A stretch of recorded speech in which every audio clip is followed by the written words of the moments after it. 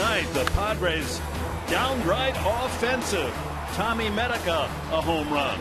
Chris Denorfia, key two-run single. 12 runs total. Chipping in, Jed Jerko, a two-run shot, his 21st home run of the season. And oh my, Chris Robinson, his first major league hit. He had not hit a home run all year in the minor leagues, and he's hits one in the major leagues. A high emotional moment in a 12-2 victory for the Padres over the Arizona Diamondbacks. What a night it was. As we welcome you to the final game of this four-game series, and it's the season's finale here at Petco Park. We'll go on to San Francisco for 3 on the weekend as the Diamondbacks and Padres will duel in the final game here in San Diego. And good afternoon, everyone, with Tony Gwynn and Mark Grant. Dick Enberg, pleased you're with us. How can you not talk about Chris Robinson right off the bat? Yeah, it's an emotional moment, I think, for all of us last night. 2-0. I give him credit. He was going to be aggressive, takes an aggressive swing, hits the ball out of the ballpark last night. And just keep an eye on this Padre bench, too. Man, everybody wanting to give him a hug, wanting to give him a high five. Gets his first big league hit in the big leagues, and then catches the final out of the game. How appropriate was that? Exactly. I mean, it was just his night last night. You really feel happy for him. He had a great night last night. It was interesting. The press corps for the San Diego Padres said, hey, Robinson's going to go in and catch. Can we get a photographer? We want to get a shot of him with the gear on. And they raced out just in time to see the ball go up in the air and watch him and get a shot of him catching that final out. How great was that? Well, Robbie Erlin, 22 years young, he's been great at certain times, especially last time out. Yeah, guys, this will be his 9th start of the season. And the one thing for Robbie Erlin is that, you know what, progress has been made. Talked to Darren Ballsy before tonight's game, and the last 4 starts, the numbers are eye-popping. The one thing he said, Robbie Erlin really has to pitch down in the zone. I know that sounds cliche, but if you're going to miss down. And how do you do that? Repetition. He's been doing that diligently in the bullpen, pitch after pitch, trying to work down in the zone. Let's see if it comes to fruition this afternoon. Well, his last start against the Dodgers went nearly 8 innings, a 2-0 shutout, allowed only 4 hits and struck out 7. Let's see if that's the Robbie Erlin that will close out the home season today. But oh my, it was baseball night in Canada, and Chris Robinson, the hockey player from Ontario, scored!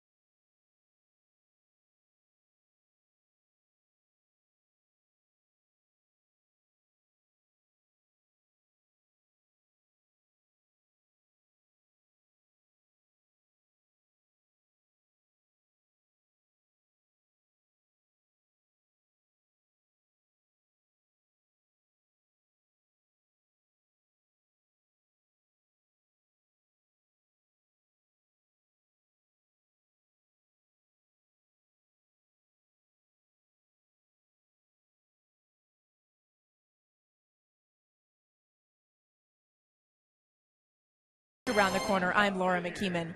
Well, after Bud Black had some time to reflect on Chris Robinson's first big league hit, a 3-run home run, he had this to say: there are moments in baseball through the course of the season that make it a great sport, and that was one of those moments. It's a moment we will always remember, and certainly a moment that Chris Robinson will never forget, but his teammates won't forget it either. Here's Chase Headley in our Geico quote of the game. It was amazing. I think, it's one of my favorite moments that I've been in the big leagues for. Just to see the excitement in the dugout. Everybody was up on the rail. From the time that he stood up, got up to the plate, and then when he hit it, everybody just went crazy. And to see a guy put that much work in and kind of just grind through 9 or 10 years in the minor leagues and finally get the opportunity and to come up there and get his first hit as a home run. It doesn't get a whole lot better than that. And he's such a high character guy. Everybody loves him. It was just a neat moment for us all to share with him. Chris Robinson was greeted with a Gatorade shower and then a champagne shower by his teammates. Truly a wonderful night for Robinson. When we come back, first pitch will be just on the way, and Robbie Erlin with a chance for his final start, a chance to prove what he can do this season against the Diamondbacks. Dick Enberg, Mark Grant, and Hall of Famer Tony Gwynn with the call.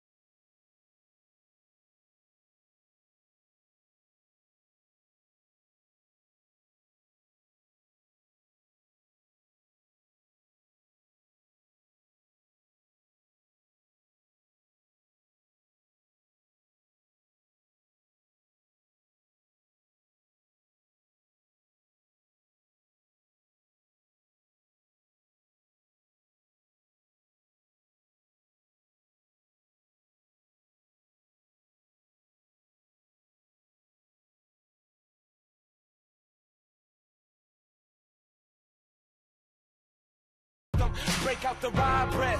It's grand salami time. My oh my, another victory. Yes.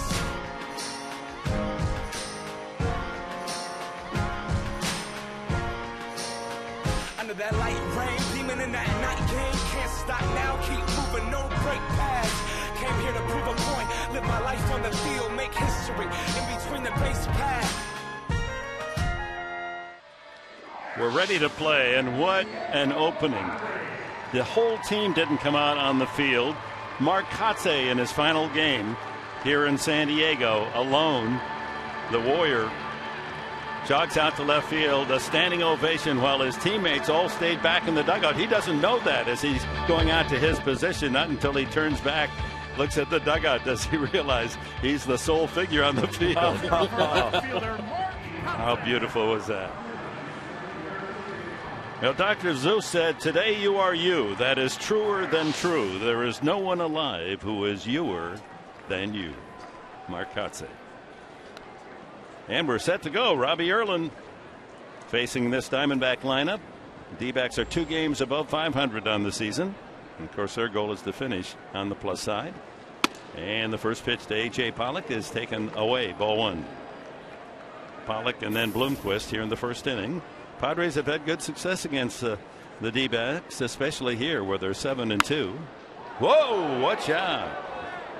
Matt Williams at third base. He had those kind of good reactions when he was at the hot corner, but hey, not in the third base coaching box.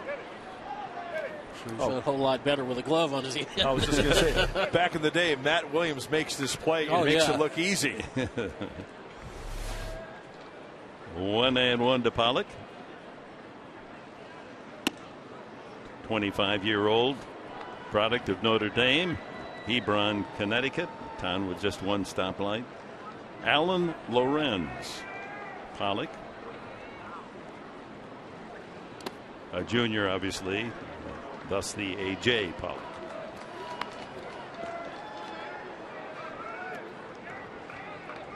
You know, we've seen some special things in the short 2 days, huh? The Chris Robinson story, what we just witnessed with Mark Kotze, a great gesture by his teammates. Very emotional, and I like it. Well, Pollock hesitated at home plate, thought that might be a strike, but plate umpire Jerry Lane says no. Leadoff walk here in the first. Here's today's Diamondbacks lineup, brought to you by Hyundai. Pollock, then Bloomquist. Paul Goldschmidt has had an absolutely sensational season. Martin Prado hits cleanup, then Matt Davidson, the rookie from Yucaipa. Gerardo Parra, Chris Owings, another rookie. Tuffy Goswish is behind the plate, a former Arizona State star. That one sliced down the right field side and will be out of play. Well, make the last one the best one at home for Robbie Erlin, the left-hander. Pitch at the knees. We talked about that in our open, and also pitch below the zone. If you're going to miss, yes, they will swing down in the zone, hence a grounder. And then by design, he can go with the fastball up and out of the zone.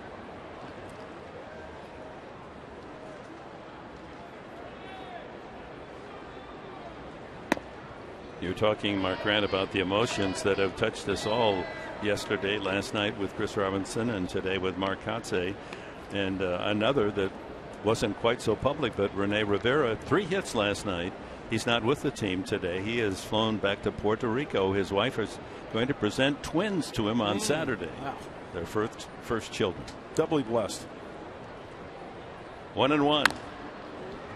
In the same spot is Bloomquist, who's now 35 and enjoying his best batting average ever, 331. Hasn't played in a full complement of games. He was injured, and since returning from that injury, the last 23 games, pounding the pill at 379.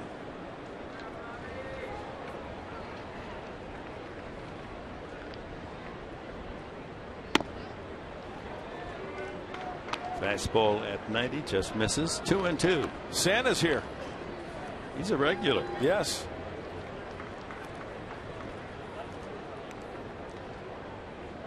Big fan of Chris Kringle.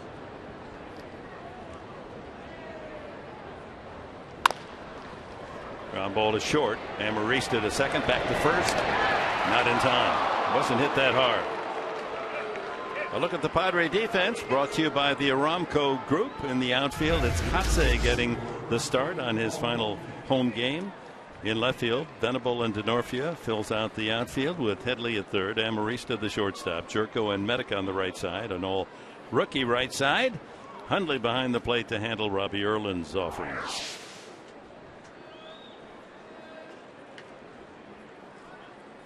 Day games, the Padres are 12-8 here at Petco. Not so successful on the road. Here's Paul Goldschmidt, 6-18 on the road, so they're 18-26. Playing day ball, while Arizona has had a slightly winning record, 22-21. Goldschmidt, his season for a man that young is absolutely spectacular. You got to go all the way back to one other player, as young as he is, to hit 300, score 100 runs, 35 doubles, 35 home runs, over 100 RBIs, and over 35 home runs. Mel Ott. Wow. New York Giants, right? New York Giants, and you know, we're talking about 1929, 1932. I did it twice. I mean, he was hitting the cover off the ball when he was still a teenager. I think Goldschmidt he's a complete player. I mean, you don't look at him and think he could, he could steal bases, but he got 15 stolen bases too. So he's quickly becoming a complete player in this league. Chases a ball there. He's out, and the runner's on his way to second and makes it safely. Pollock on the wild pitch strikeout advances. Well, before the game, Ron Fowler, the head man with the Padres, presenting Mark Kotsay by way of Trevor Hoffman with those beautiful surfboards that are personalized. And then the announcement that the entire Kotsay family will be treated to a big-time vacation at Disneyland.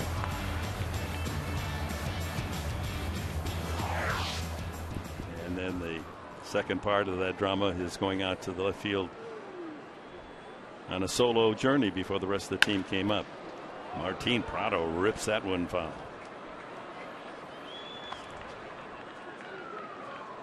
I gotta think it's nice for Mark knowing that he's going to get multiple at bats today in his last game here at Petco Park. Yeah, we close out the 10th season here at Petco and the 45th National League season in San Diego. High pop fly, right side, Medica. And that's it for the D-backs in the first inning. Mark Kotsay, he's scheduled to hit a little later in the lineup. He's batting 5th today. It's his afternoon. What is he going to produce?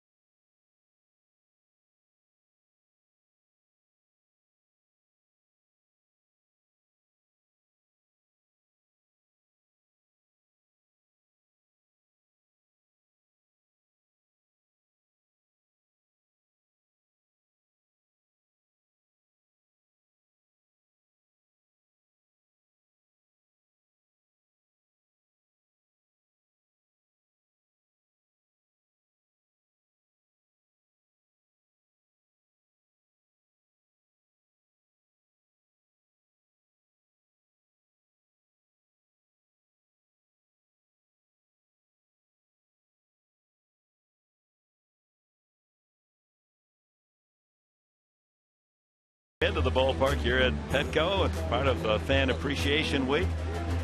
Kyle Blanks and Carlos Quinton, Andrew Kastner, Cameron Maben signing autographs and greeting fans and thanking them for their support this 2013 season. This has been an ongoing process all week long. There's end of the season t-shirts as well as part of the Fan Appreciation for fans of the Padres. And we hope you'll make your tickets to be part of the 2014 action, as there's a lot of promise, and with the injuries coming back, this is going to be a much better hitting lineup. Will Venable starts things against Trevor Cahill, a local lad, a former Vista High School Panther. Cahill back from injury himself, and he's been very, very tough to hit. But Venable swings and gets into that one, but not quite deep enough. Almost to the path and right center, collected by Pollock. And today's Padres lineups are brought to you by Toyota. Venable Denorfia, Jerko hits third, Headley fourth, Medica, another home run last night. Mark Kotsay hit sixth. Then Nick Hundley, Alexi Amarista bats eighth, and Robbie Erlin. Denorfia with a key hit last night with a score tied at 2. Medica's solo home run tying it. A 2-out, 2-run single through the right side, and that's what broke the dam. Padres went on to get 2 there, 4-2, and didn't stop on their way to a 12-2 win. It was nice to have a laugher last night, wasn't it? Yeah. Need one of those once in a while. Became a party. I think you're right. I think Denorfia's hit really opened it up because gave them the lead. Everybody could relax after that. You know, Jerko hit a 2-run homer right after. Good looking breaking pitch. Yeah, that was a 12-6 curveball to go along with the fastball. He'll sink the fastball, slider, and change up. The thing Trevor Cahill will do, he'll change speeds on that fastball. 84 to 94 on the fastball.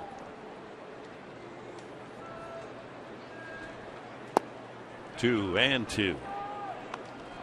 Since his injury, Cahill, returning in the last 7 games, he's allowed a total of 12 runs. Swings that one wide. Count full. He's a big guy, 6'4" and 222. Drafted by the Oakland A's out of Vista High School, a 2nd-round pick 7 years ago.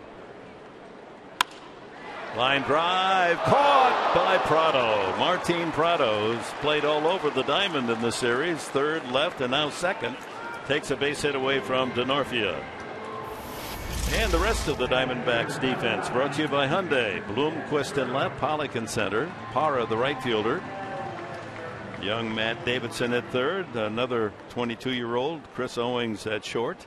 Prado and Goldschmidt on the right side, and Tuffy Ghost Swish behind the plate. Should have been a basketball player, huh? Ghost Swish. There you go. Jed Jerko, now the club leader in RBIs with 55. Can repeat the comment I made in the pregame show and pick the stick going for Jerko. It's amazing. In the history of baseball, no rookie second baseman has led his team in RBIs. Goldschmidt well off the line, able to scoop that one and take it to the bag, and Cahill works. So 1-2-3 first inning. No score at Petco.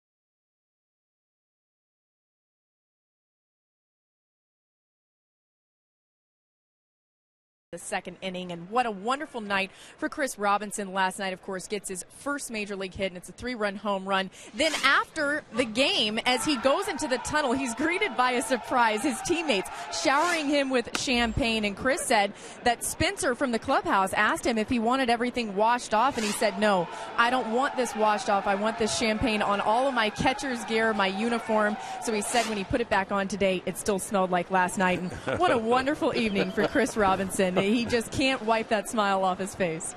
I guarantee you, it does not smell good. But what a day, what a night for Chris Robinson. Matt Davidson, 1 and 2.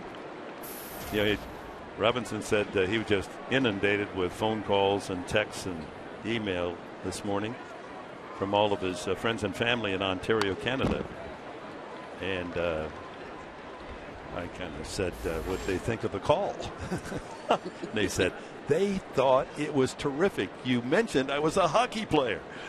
That's all they cared about. That he plays hockey, loves hockey. Ground ball sharply to Headley. Scooped up, short hop by Medica, and Davidson is out. Yeah, he came up here to the booth about an hour before the game because we had signed some stuff for him earlier, and he just wanted to come up and introduce himself, and he just couldn't stop grinning. He was just really appreciative of all the things that have happened to him since he's been here. I think the comment made by Chase Headley, such a genuine man. So everybody pulling for him, and of course they all identified with somebody who spent 9 years in the minor leagues and only hit 12 total home runs in 9 years, and then he hits a home run in the big leagues, his first big league hit. Yeah, I was saying 2-0. You didn't give in that situation. You stayed aggressive. You were going to try to make something happen. He said, "Well, I've been working these last few days in the cage with Alonzo Powell and Phil Plantier, and they said you get a good pitch, go ahead, take a good swing at it," and he did, and hit it out of the ballpark. Called that his slap shot. Exactly. Yeah. He said he wished he had done that when he was 22. Ooh, it's a 50-footer. Para starting this afternoon with 3 games left for the D-backs at home against Washington. With 43 doubles, that's the 4th most in the major leagues this year. And a ground ball to Jerko. 2 away. Couple of ground ball outs here in the second, and Chris Owings comes up, and we now have time for the Sequan Casino Daycation stat of the game. In the National League, most strikeouts by pitchers in September. How about the Padres with 216 whiffs ahead of the Pirates and Mets? Padres pitching staff breaking out the wipeout pitches. Tyson Ross, the slider, also with the fastball, mid to upper 90s. That's a good sign. High fly ball off the bat of Owings. Back of second. Jerko calling, and now Denorfia says, "Hey, when in doubt, the outfielder gets this one." 1, 2, 3. A quick inning for Robbie Erlin. And in the bottom of the inning, Mark Kotze will hit third.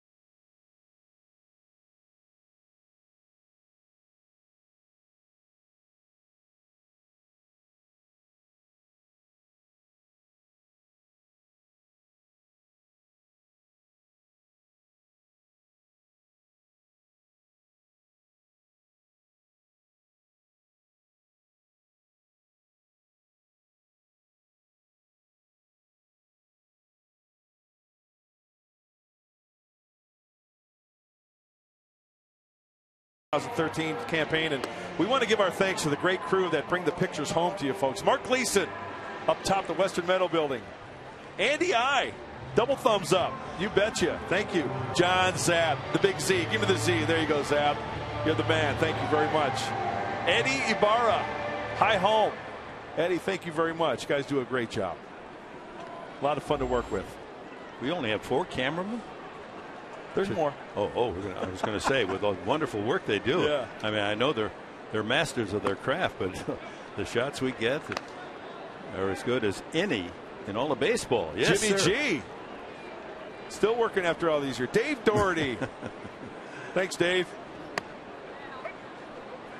Chase Headley, 1-1 the count, leading off the second inning. How they track the ball. It just amazes me. Yep. You would think that's easy until you get behind one of those viewfinders as Headley dumps one into right center, and Parra is able to dive in and slide to the catch. Center fielder Pollock right on his heels, and a bold move by Parra because he knew there might be a collision. This could have been disastrous. Yep. And just at the last second, getting the spikes off the turf. Huge divot by Parra. Yeah, man, replace your divots. Yeah. Hey, on Robo, Darren Haggard, and you can he flies under the radar. You can't see him. It's amazing. No. And still does that good work. Thank you, Darren.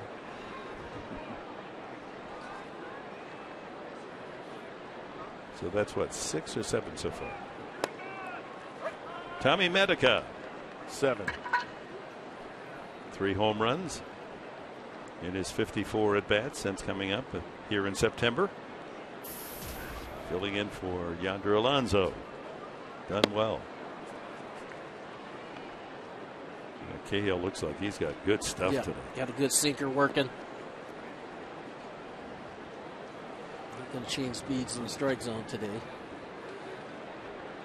And Dick, Dana Levin, who usually runs our camera high home, he's off today, so we want to thank Dana for all his hard work. 3-pitch strikeout. Medica goes down swinging. 5 up, 5 down for Cahill. Some of the other guys who worked hard on the jib out there on the set. Darren Burnworth and Dave Stewart do a good job. Dan Steele, Steely Dan. There's Danny Parker. Spin it, Danny. Focus. Work your magic. Dan Steele, I mentioned Paul Vogel, Mark Tippy, and Dan Ullman. Our camera guys, nicely done for your great work. It's an all-star crew. Yep. You know, many of the men that you just saw, now that baseball is closing down, they're going to be covering NFL football and other sports for the networks and for Fox Sports 1 and Fox Sports San Diego's other activities. But I'm amazed at how stunningly skilled they are. You think, folks, you've got all those cameras, and then you've got the guys in the truck, and the ball's hit on a line drive, and boom, you cut right away to the right camera at the right time. Kotze earns a walk, and that's in first base. Isn't that appropriate? The first base runner for the Padres today is Mark Kotze.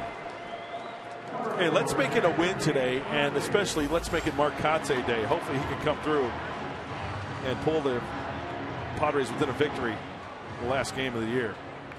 Mark Sweeney doing handsprings just on a walk. Yeah, he's celebrating already. Nick Hundley. Good home run year for Nick. A dozen.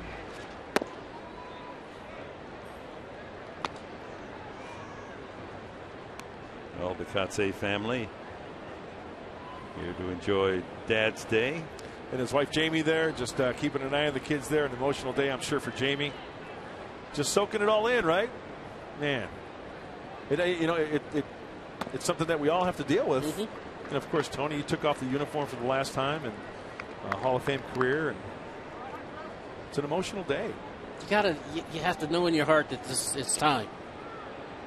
And when I walked into the park today, I met Mark's mom and dad, and I asked him that. He said he felt like it was time. And as long as you're comfortable with that, then, you know, you'll deal with what you had to deal with the last couple of days. I'm sure this is, you know, an emotional day today. But he's not going to leave baseball. No.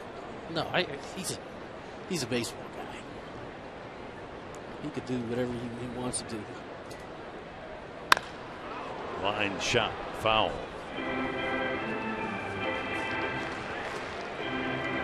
I remember when I was with the Colorado Rockies in 1993.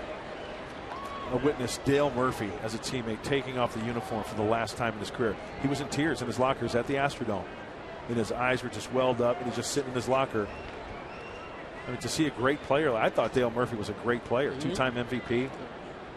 Some think he should be in the Hall of Fame. 2 home runs shy of 400. Rolled to third. That's a tough play. Charging is Davidson, and he throws high. Safe is Hutley. The Padres have the first 2 men on here. Or check that with 2 outs, 2 men on. We're going to call that an infield hit. Tony, he could smell it. Can smell it. Throws a little lower, they're going to get him, but the throw is high. Pulls Goldschmidt off the bag. It would have been a tough play. It would have been a close play anyway. Finally gets the base hit. First hit of the game. So 2 on, 2 out to Alexi Amarista.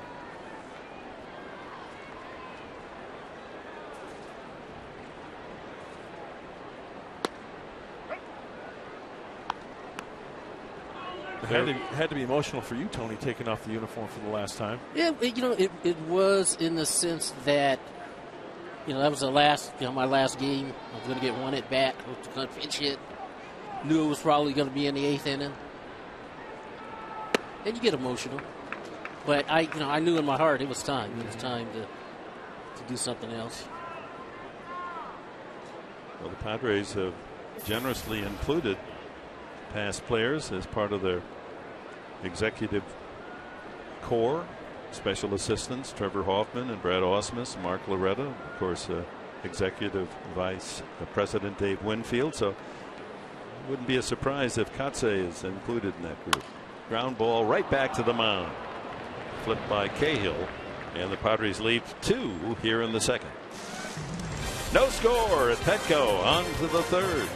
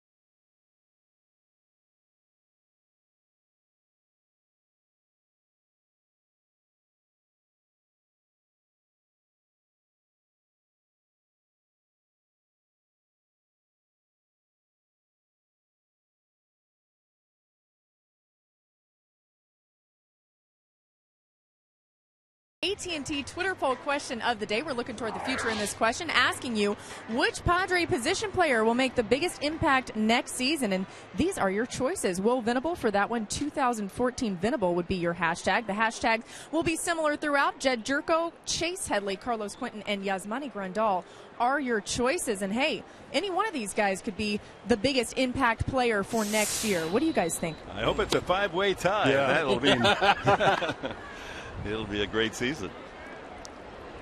I got a hunch that Grandal is going to have I can see that. No good question. year, but you know, we got to see how that knee is going to react. A high fly ball to shallow left. Kotze comes in.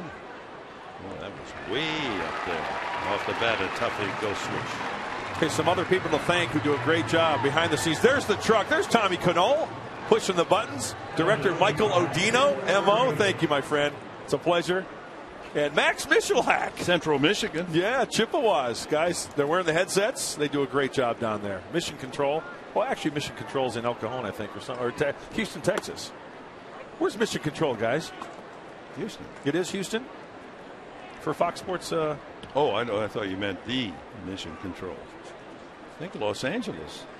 The Woodlands, outside of Houston. Okay. But I like to call the truck Mission Control because those guys are working all the magic down there. All of us, it's kind of a nice charitable gift, and it doesn't cost us anything to have people bid on coming to a Padre game, come up to the booth, meet us, and see how we do things as pitcher Cahill strikes out. And then, show them around Petco and go to the truck. After they go through the total experience, almost unanimously, they say, "Oh, well, I couldn't believe it's a truck." Yeah. Yeah. They don't think it's too easy. Yeah. How does that get done in the truck? Well, it's people also like Jeff Mitchell, who has directed some games. Jason Lewis, producer. Stephen Rose doing the producer role as well. So thank you guys. You guys are gems, and we're lucky to have you. Talking in our ear, screaming in our ear. Who do you think's going to have the better season next year? Oh, I'm betting on. Well, I hope it's a tie. There you go. Diplomacy. Yeah. Line drive, and there's the first hit for the D-backs as Pollock sends it into right center, and he's got great speed. He's going to make 3 out of this, and he'll do it without a slide. So the first hit for the D-backs, a triple to right center off the bat of A.J. Pollock. With 2 outs, fortunately. That ball leaked over the center of the plate. Nick Hundley was set up on the inside. That's one thing that Robbie Erlin really does well. Just didn't get that pitch in there for the 2-out triple. See both guys trying to cut that ball off. They just couldn't get to it. That's the 5th triple for Pollock. He leads the Diamondbacks. Willie Bloomquist, safe on a fielder's choice, his first at bat.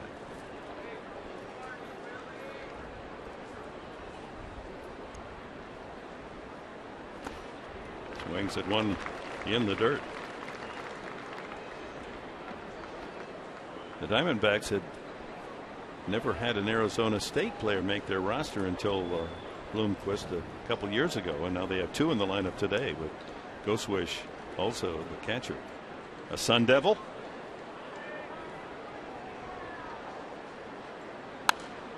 Out of play. Gentleman with a Gwynn jersey. A lot of those going around. We even see those on the road, T, quite a bit. The Gwynn 19s. You get a big percentage of those, don't you? I wish. 2 strikes to Bloomquist. Got him to chase again. Blocked by Hundley. The put out at first base 2-3. And that's it for the Diamondbacks. A 2-out triple, but Pollock stays at third.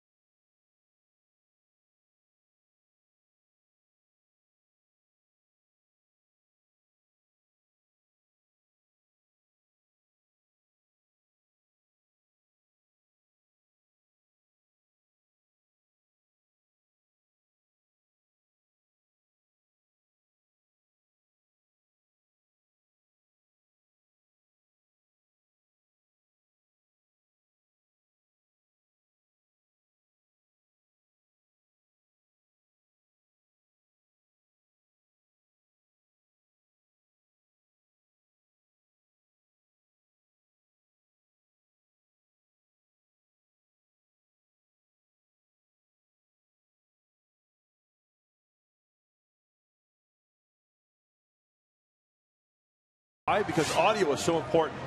The gentleman you're looking at right now, Dave Robertson. Dave, thank you very much for the. Hey, can we get some more effects in our ears? We need some more effects. There you go, Mark Ancliffe. And then our A2s, our audio assistants, Carlos Castro, Hermano, James Olson, Darren Perdue, Jesse Bermudez, Ryan Creighton, and Eric Dahl. Thank you so much for the sounds, the sweet sounds in our ears for every game. We appreciate it. And more than any other sport, the sounds of baseball. Yeah. Ball to glove, ball to bat, fans screaming. Concessionaires, peanuts, popcorn. Barrel voice character in the lower boxes saying, "What's wrong with you today, Black?" You know, Chiron Bob, who works the graphics, he does a tremendous job. Sean Lyon, of course, you know Sean, Dick? Absolutely. Sean Lyon, and there's CB, Chiron Bob. Yeah, people have been wondering what a Chiron Bob looks like. Let's take another shot at Chiron Bob. With the gloves and everything, and there's Sean. Appreciate it. He's a budding star, that kid, I'll tell you. And then the Fox box that you see, there's Adam McClune. When you see the little bug up in the left-hand corner, keeping track of balls and strikes and tracking runners, that's Adam working his magic. Hey, Adam, that was a ball. Venable skips away from that pitch in the dirt. There it is, 1-0. So you think it's television is easy, folks. You just get a little taste of how complicated, how many people that have we gotten into the tape room yet? Are we going to do that yet? We're going to have to. I mean, it just is so many people doing so many things, and you wonder why now and then someone critical say, how in the world could they have made that mistake? Are you kidding? I mean, I don't even know how it gets from that truck up into that blue sky and then comes back down into my set. Well, you know, we also talk about like replays and tape and stuff like that down there. Well, there's a certain section of the truck that Craig Chatfield works. There's Craig. Craig, thanks for all you do, man. He's got like 2 remotes in his hand. Robbie Amavisca. You know those those little montages we have coming back from break. Robbie is the guy who it's the other one. It's the other knob, Robbie. And of course, Bill Pettigrew. I'd like to welcome Bill Pettigrew, who does a great job, and also wish him a happy birthday, Bill Pettigrew. Happy birthday, Billy. Tom Rand also down there in our tape room. 3-1 to Venable. And ball 4. Padres a 1-out ball. Happy birthday, Bill.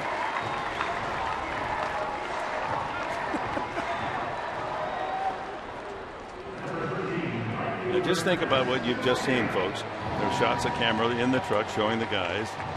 Mark coordinating that with the introduction. All the while you're watching the game, and the graphics is putting up the number of pitches, 36 now for Cahill, balls and strikes, score. You know, a shot that gives you the sense of place, the long shot. Now in on a close shot of Denorfia. Now you pull out, pitcher, hitter.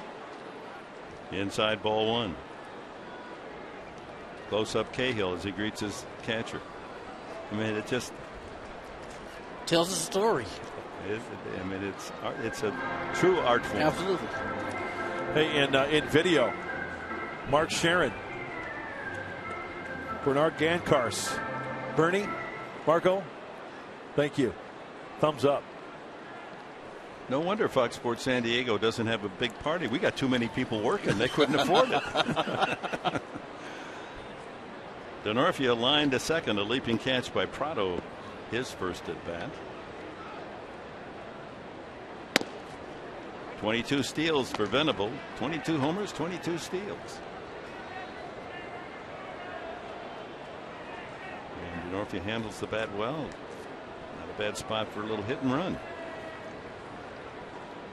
18 games against the D-backs. Denorfia .311 hitter.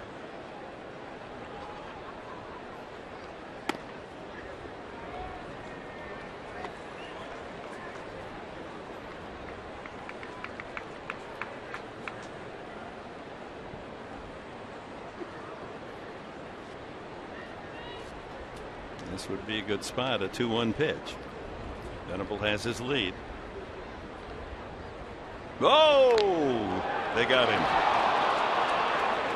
They were going to try something, whether it was a steal or a hit and run, and Venable got himself going in the wrong direction.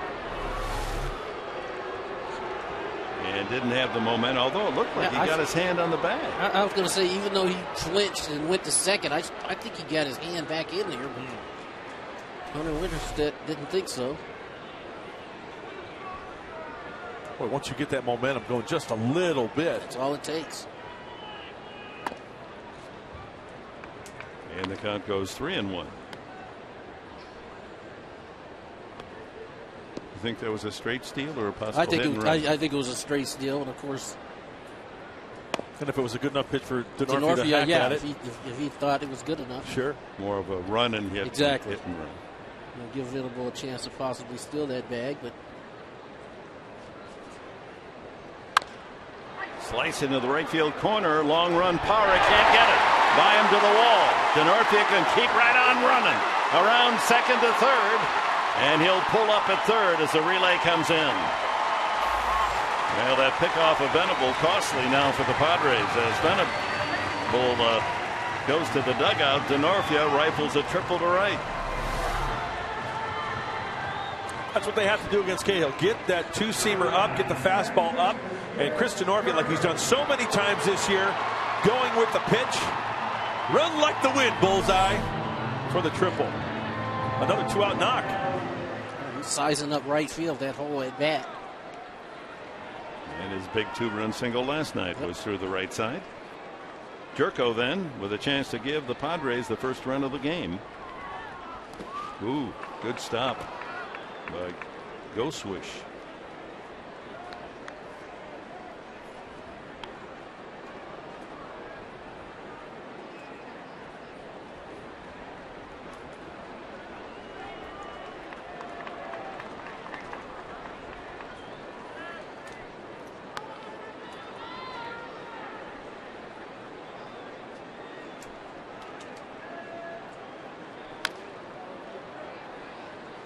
Isn't that something, though, that no rookie second baseman has ever led his team in RBIs? And Jerko has a chance for that. And in fact, on the home run department, he now is third all-time second baseman, rookie second baseman, home runs. Dan Ugla hit 27 for Atlanta a few years ago. Joe Gordon, Flash Gordon, with the New York Yankees back in 1938, 24 home runs. Yeah, he and Jerry Coleman together. And Jerko tied for third. Here's George Molina. George, 1 ringy dingy, 2 ringy dingies. Patch that call through, will you? Thanks for all you do, my friend. All color coded. Thought that was Lily Tomlin there for a second. 2-2 to Jerko. A lot of tricky shadows here in San Diego at Petco at this hour, nearly 4:30. Yeah, the batter's eye, almost maybe a quarter or a third shadow out there. Majority still in sunlight. Another full count. Cahill's walked a couple, including Venable, but then picked Venable off. And Denorfia followed with a triple.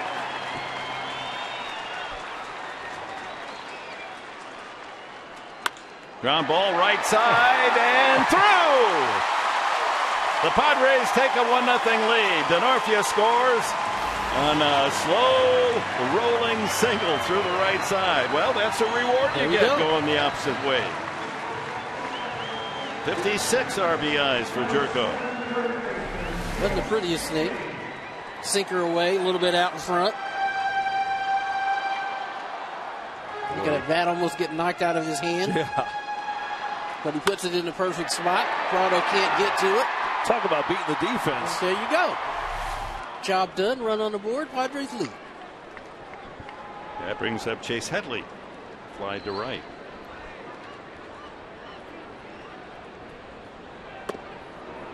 Late on that swing. 89 on the fastball.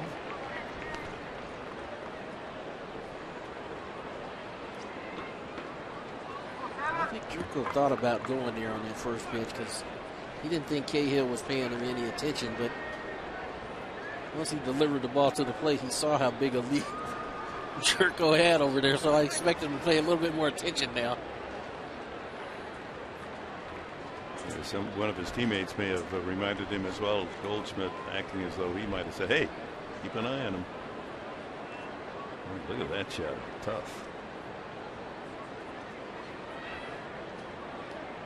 So triple Denorfia with 2 outs, and Jerko's ground ball single to right. And the Padres are in front 1-0.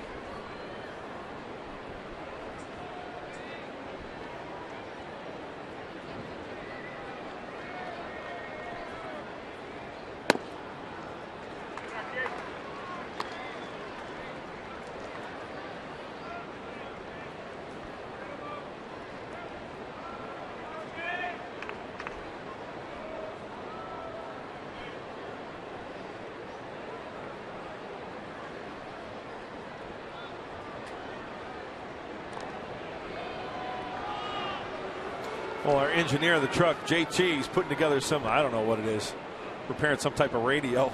John Turner runs the truck, makes sure everything's working right there. That doesn't go there. That's not the way.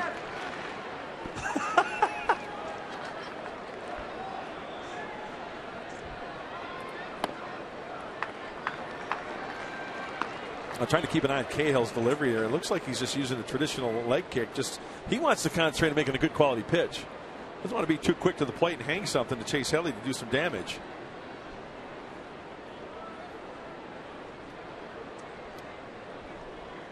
Might throw over right here. Nope. Well, this is the day to take advantage in right field of the shorter distance for the left-handed pull hitter. And they keep statistics on everything, including what has happened with the fence moved in 10, 11 feet in right field. Well, there have been 25 home runs this year at Petco that would not have been home runs a year ago. Unfortunately, 10 by the Padres, 15 by the opposing team.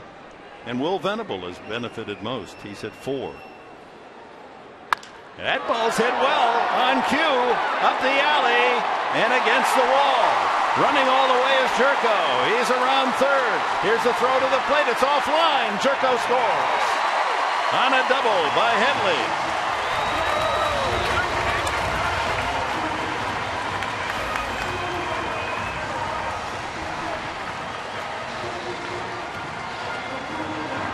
Yeah, we saw it last night after Denorfia got the 2-run single. This time Jerko gets the single. And boy, Headley gets the ball up in the zone. Puts a nice swing on that. Drives it up the gap in right center. Elevated. And I'm sure Chase would be the first one to say, those are the pitches I need to crush. Yeah. Those are the mistakes I need to capitalize on. There are some times this year, and it happens to every hitter, Tony. Yep. They're going to swing through it. They're going to foul it back, and they might not get that pitch again. So good to see Chase Headley jumping all over that elevated pitch. Well, the 3 batters preceding Tony Medica have a single, double, triple. Medica could come up with a blast here. Yeah, they'd hit the cycle for successive hitters. Headley, who's down in home runs, of course, and down in RBIs, but up in doubles. That's his 33rd, a career high. Medica struck out swinging the first time, takes the ball inside.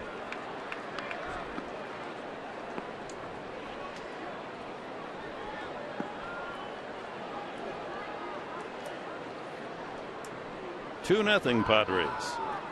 Triple Denorfia, single Jerko, RBI double Headley.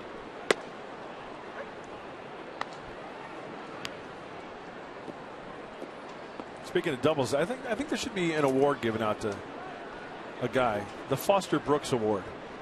The guy who ends the season with the most doubles. Was that a great characterization, Foster Brooks? And he didn't drink. Yeah. I knew Foster. Did you? Yeah. Nice. Out of Pittsburgh. I ran into him at a golf event in Los Angeles, the old LA Open. And I had just started at KTLA, and I was working 17. Tom Harmon was the host. And this character with the beard comes up to me.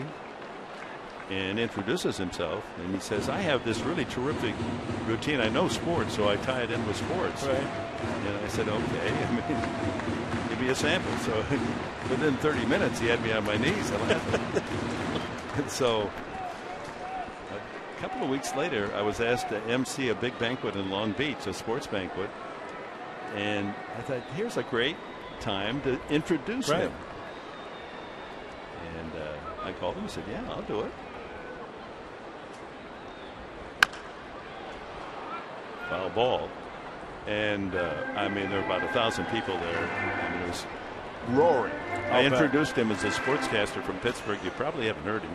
Foster Brooks is his name. And I think this, now that he's in Los Angeles, we're in for a treat. Foster, come on up here. And he comes up there and he goes into his routine. Right. Priceless. It was a Dean Martin show, right? He became a regular. Yeah, the roasts. Yep. Another foul, Medica.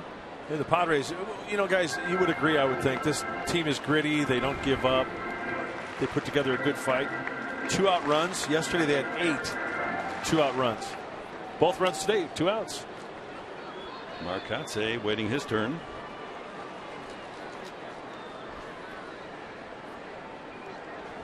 Nice smile there from Chris Denorfia. Is going into his College Hall of Fame next month.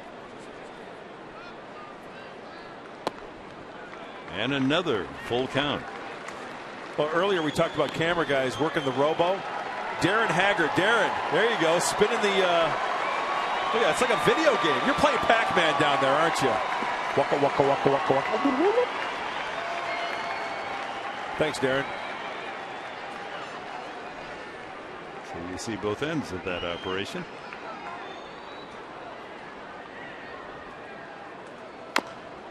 And yet another foul. Who operates this camera that takes the shot in the booth?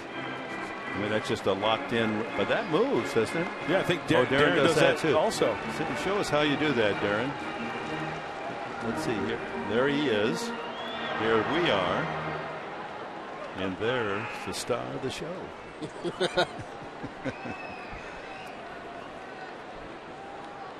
Very cool. What a world. Here's the angry Mike statistician, yeah. Mike Trussell. Yeah. Francie, Danita Joe. Oh, the guy on the right really messed up that picture, huh?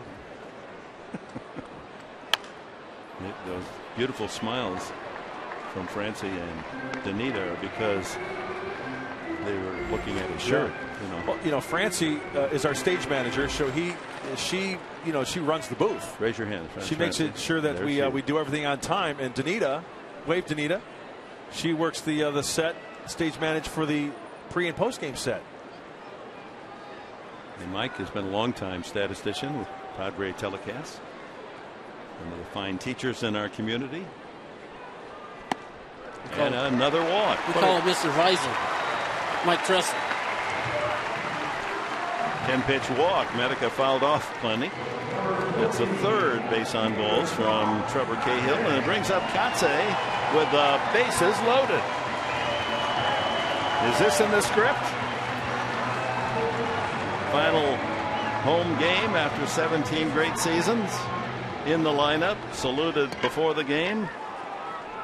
Put a charge in one with the bases full of Padres and family ready to cheer loud and long.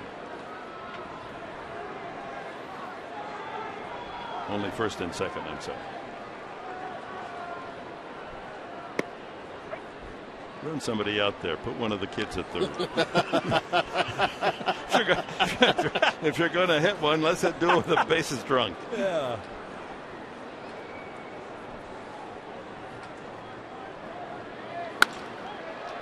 Grounded to short. Long throw across in time. And that'll do it for the Padres. But with 2 outs, a triple Denorfia, single Jerko makes it 1-0, and Chase Headley's double follows Jerko's single, and the Padres lead by 2.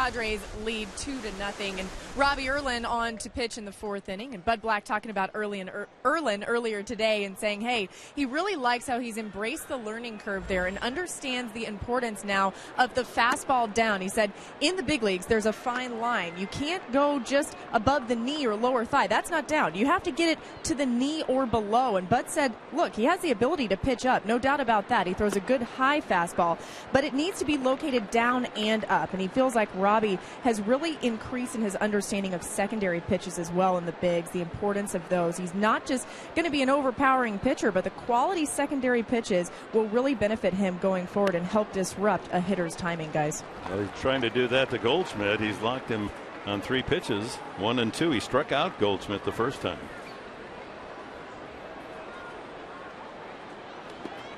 And he skips that one well in front of the plate. You know, we've talked about it many times as Darren Balsley, the pitching coach for the Padres, looks on. And Dick and Tony, we've talked about it. It's a matter of, you know, it's a fine line between a pitch above the knees or just at the knees or below that could be the difference in a broken bat or a home run. There's Goldschmidt going the opposite way with a solid single to right field, and that extends his hitting streak to 16 consecutive games.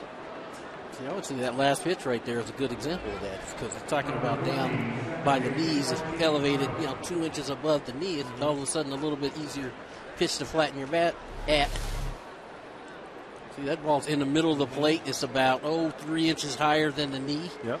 And it's easier for the hitter to kind of get his barrel hit on that ball and not even have to pull it to hit it hard to get a base hit. Right, and like Laura said in her report, and Buddy mentioned it, you might be able to get away with that more times than not in the minor leagues.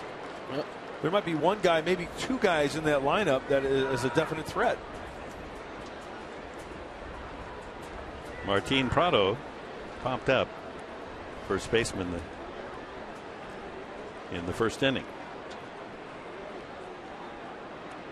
Gets into a lot of double plays. Padres like to get a ground chance, but this one is high and deep to left field. Katse going back farther and farther, and then he runs out of room.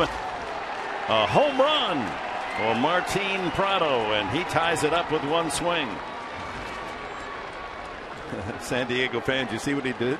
Caught the ball and threw it right back to Katse.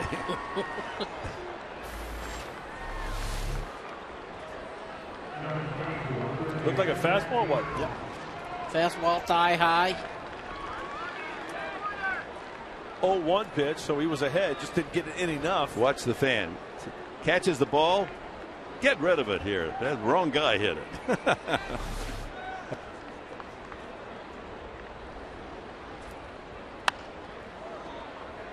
A little soft liner captured by Medica off the bat of Matt Davidson. So a 2-2 tie on Prado's 14th home run of the season.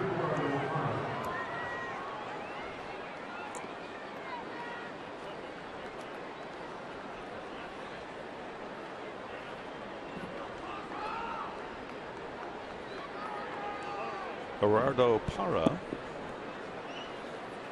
grounded to second. It's an interesting statistic. They break down Erlin's pitches, right-handed hitters versus left-handed hitters. You would think the success would be against the lefties, but the lefties are hitting .333 against him. Right-handers only .240. Go figure. You know what that tells me is that a lot of down and away or up and away to lefties not pitching in enough, because if you turn it around, he does that to the righties and it's tough to get extended. Does that make sense to you? Yep. Might be just one of the reasons as we take a look at the numbers that Dick just mentioned.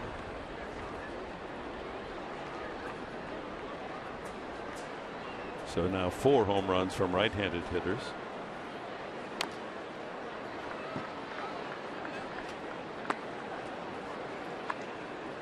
Robbie won't be 23 until next month. Making his 9th big league start this afternoon.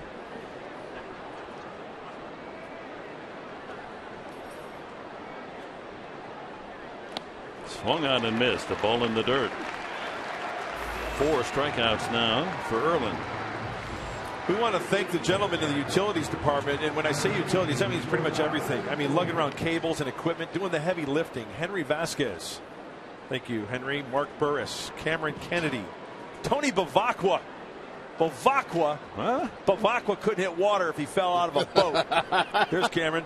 Enrique Cobos. Man, doing his job right there. Thank you very much. Tell you something about Bavacqua.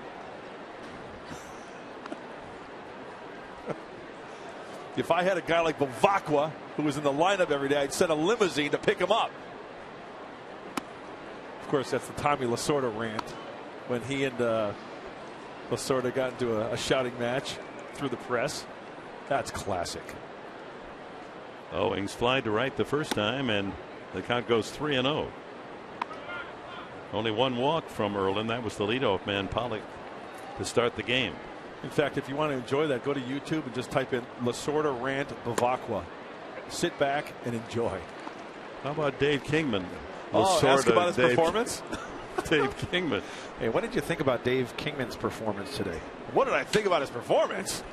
He had 4 home runs. But it goes on deeper than that. Yeah, I don't think it's not for the children. Owings flies to right field for the second time, but Goldschmidt single, Prado home run, and we're even at 2.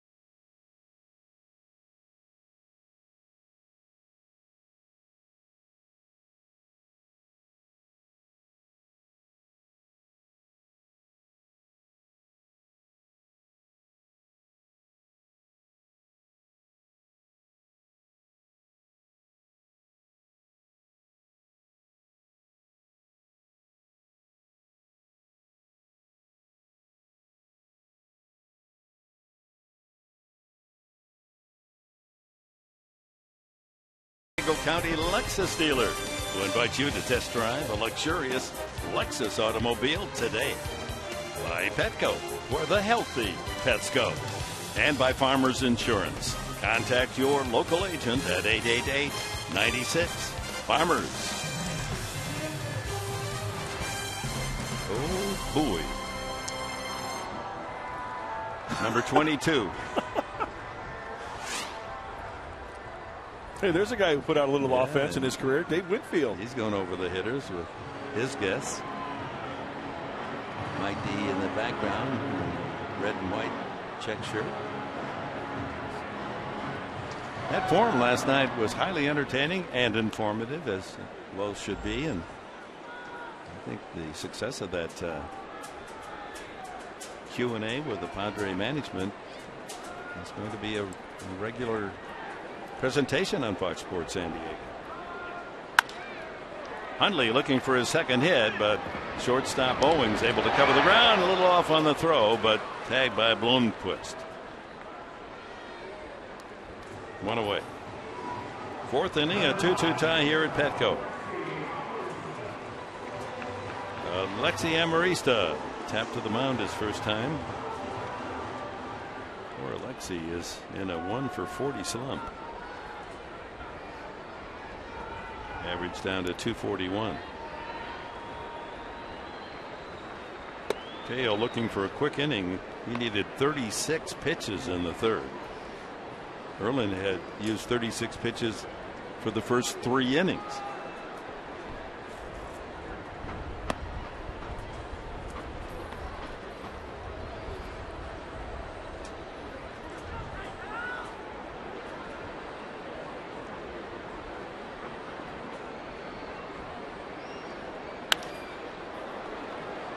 Shallow fly ball back of first into foul territory. Long run for Prado, and the trio of D-backs unable to get there, just into the aisleway.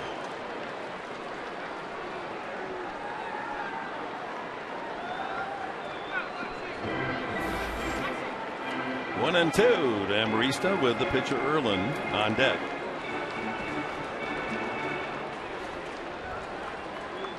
See Cahill kind of looking at his finger right there. Who knows what that was all about? You often hear about, I'm not saying this is the case, but you often hear about guys getting blisters over the course of the season. You would think at this stage, final week of the season, you've got calluses, not blisters. Yeah. Those can kind of be tricky to maintain too, you know. You don't take care of it properly, especially you don't want a callus because then it'll crack. You want to kind of shave that callus down a little bit. You crack one of those open, man, that can get nasty. Did you ever get? No. When you were hitting? No. Never got blisters or anything early in the year? And another full count. I used to watch Andy Ashby get those, blisters, and he would sand them down, right. Put them in pickle juice, and all that stuff. And I had no idea how tough it was for pitchers. You figure, that's a lot of friction on that finger and against that fingernail on the inside part of like your middle finger, especially if you throw like a split finger fastball. High fly ball into right center. Pollock making the catch a couple of steps shy of the warning track. 2 away, and here's our cold hard fact brought to you by Frost Brewed Coors Light. Padres history, most wins in a season, team against team. Diamondbacks 2004, Padres captured 12, and they have a chance with the win today to equal that. Counting this game, 4 to go. The Padres need 2 wins of the 4 to match last year's 76-86 finish. Erlin the batter. And the count 1-1. But when you think about last year, Yonder Alonso was there the full year, basically. Quinton had a productive year. Headley had a sensational year with the bat. And Bennett managed to do a good job this year. Nice play. But again, his throw is offline. And Owings' throw to Goldschmidt, and Goldschmidt with a tag. Padres go in order. We're on to the 5th, tied at 2.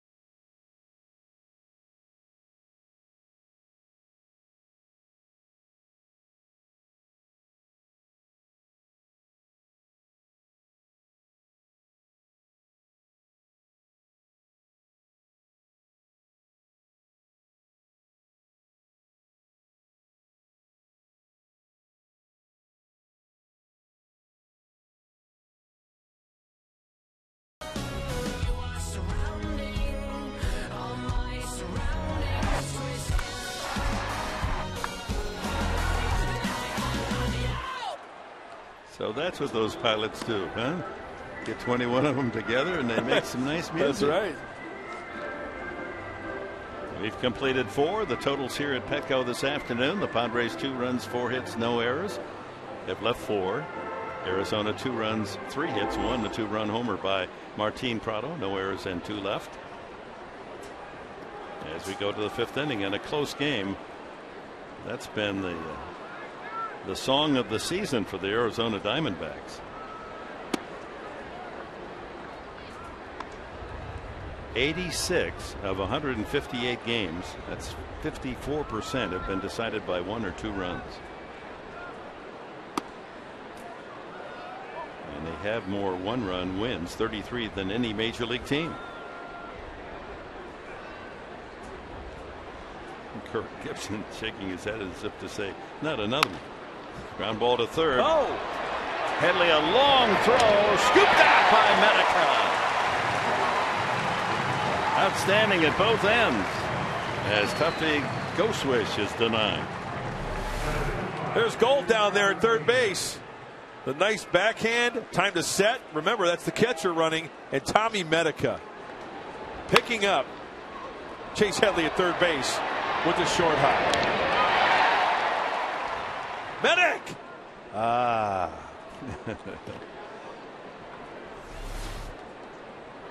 I think he ought to borrow the song from West Side Story as his entry song. Oh yeah. Sure. Medica. Sharks and Jets, right? Rita Moreno. How you doing? That's a good one, Professor. Yeah. Show tunes, love it. Overthinking. Give me some Oklahoma, where the wind comes sweeping down the plain. Yeah, they don't write musicals like that anymore. Is that Rodgers and Hammerstein or Rodgers and Hart? I think it's Hammerstein. I think Hammerstein. Sound of Music, Julie Andrews, oh man, Christopher Plummer, Edelweiss. That still plays in, what is that, 30, 35 years old? One of the greatest movies of all time.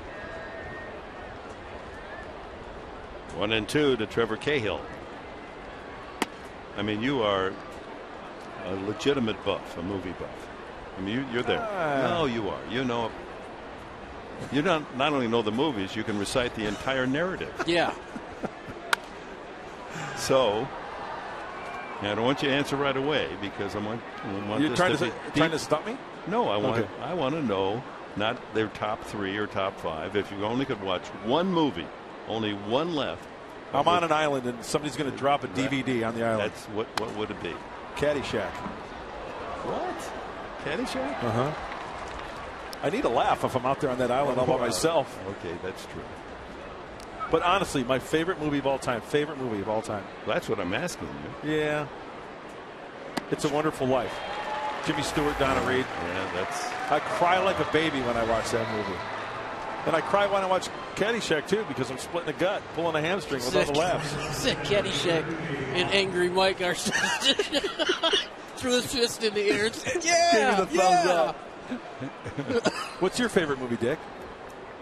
Oh boy, that's why I ask you only one because there's just too many. I mean, you can go back. You know, I'm enthralled by the fact that when movies finally went from black and white to color, that maybe you could say two of the greatest movies of all time were produced in that first year. I think it was 1939. Wizard of Oz and Gone with the Wind. I mean, wow. And remember when Dorothy drained, it was in color. And then they went back to when the tornado hit. At the end of the movie, goes back to black and white. Opens in black and white. Her dream is in color. And then back to black and white when she sees all her uncles and everything. Well, and you were there. No big deal. Kansas is still in black and white. Swing and a miss in the dirt. And so Pollock will be retired 2-3. Couple of strikeouts for Erlin. This is no movie, folks. This is the real deal. And we get worse.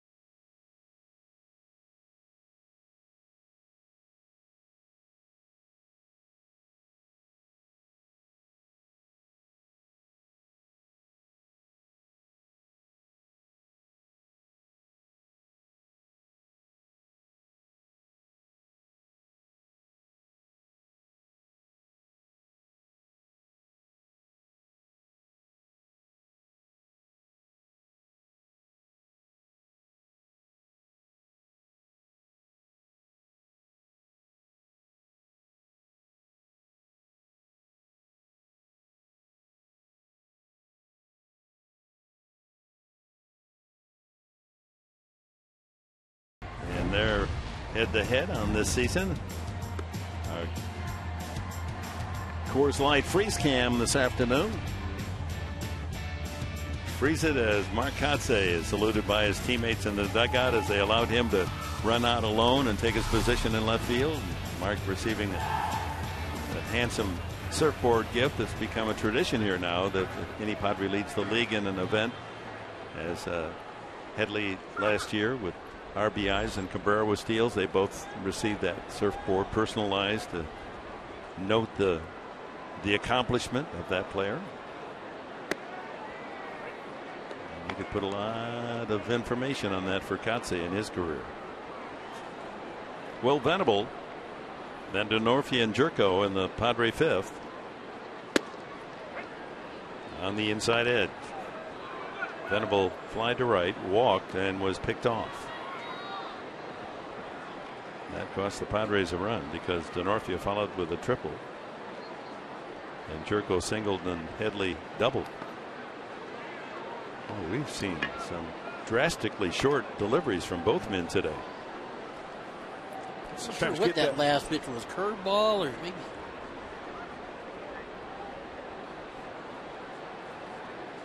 But it came up way short. Struck him out. Got him with the changeup.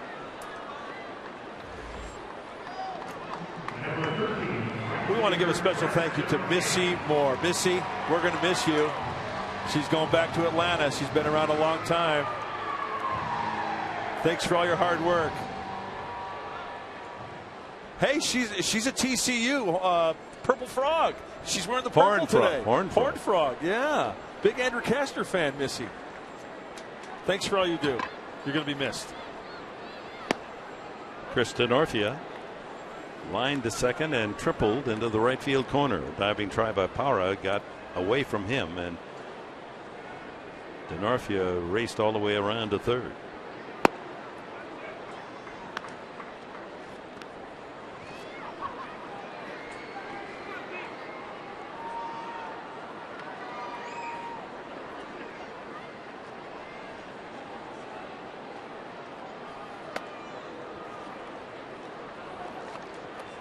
Tony, I didn't ask you what your favorite movie is. I don't have one. Really? Yep. You're not a movie I'm not really. man? Well, it has to be tough for you in your life to go to a movie and have the have the peace to be able to watch it without. I don't mean to bother you, Mr. Gwen, but I'm not that patient. I'm not a. You have to sit that long in one seat. Huh? I usually wait till they come out on DVD and then run out and go get them. I like action movies, but I can't touch y'all's list. Gone with the Wind, Wizard of Oz, Citizen Kane. How about Field of Dreams? That's my favorite baseball movie. I just saw the end of that movie the other day. I've never seen it from the beginning. Really? Yeah. No, that's really. I've seen it 7 or 8 times. And my wife says, "You're not going to cry this time, are you?" I said, "What do you think?" It's about my father and son. 3-2 now to Dino. A two-seam fastball out of the hand of Cahill. Trying to work down in the zone and bouncing a few. 6 times Cahill has worked the count full. So that pitch count reflects it. 85. Foul tip into the glove of Koswish. And a back-to-back strikeouts. Venable and Denorfia for Cahill here in the 5th inning. Well, he went two-seamer, then the slider away, Tony. All upper body looked like on Chris there. Chris tried to stay on it, tried to hit that ball over there to the right field. And here's Jerko. Jerko, a ground single through the right side. Just manipulated that one hard enough to get it into right field for an RBI.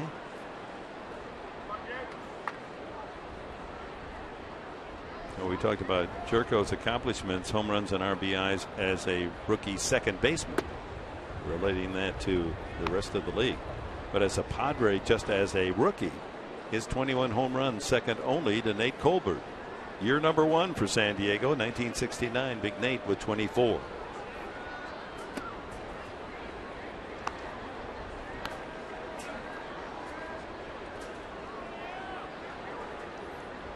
Two and 1 to Jed.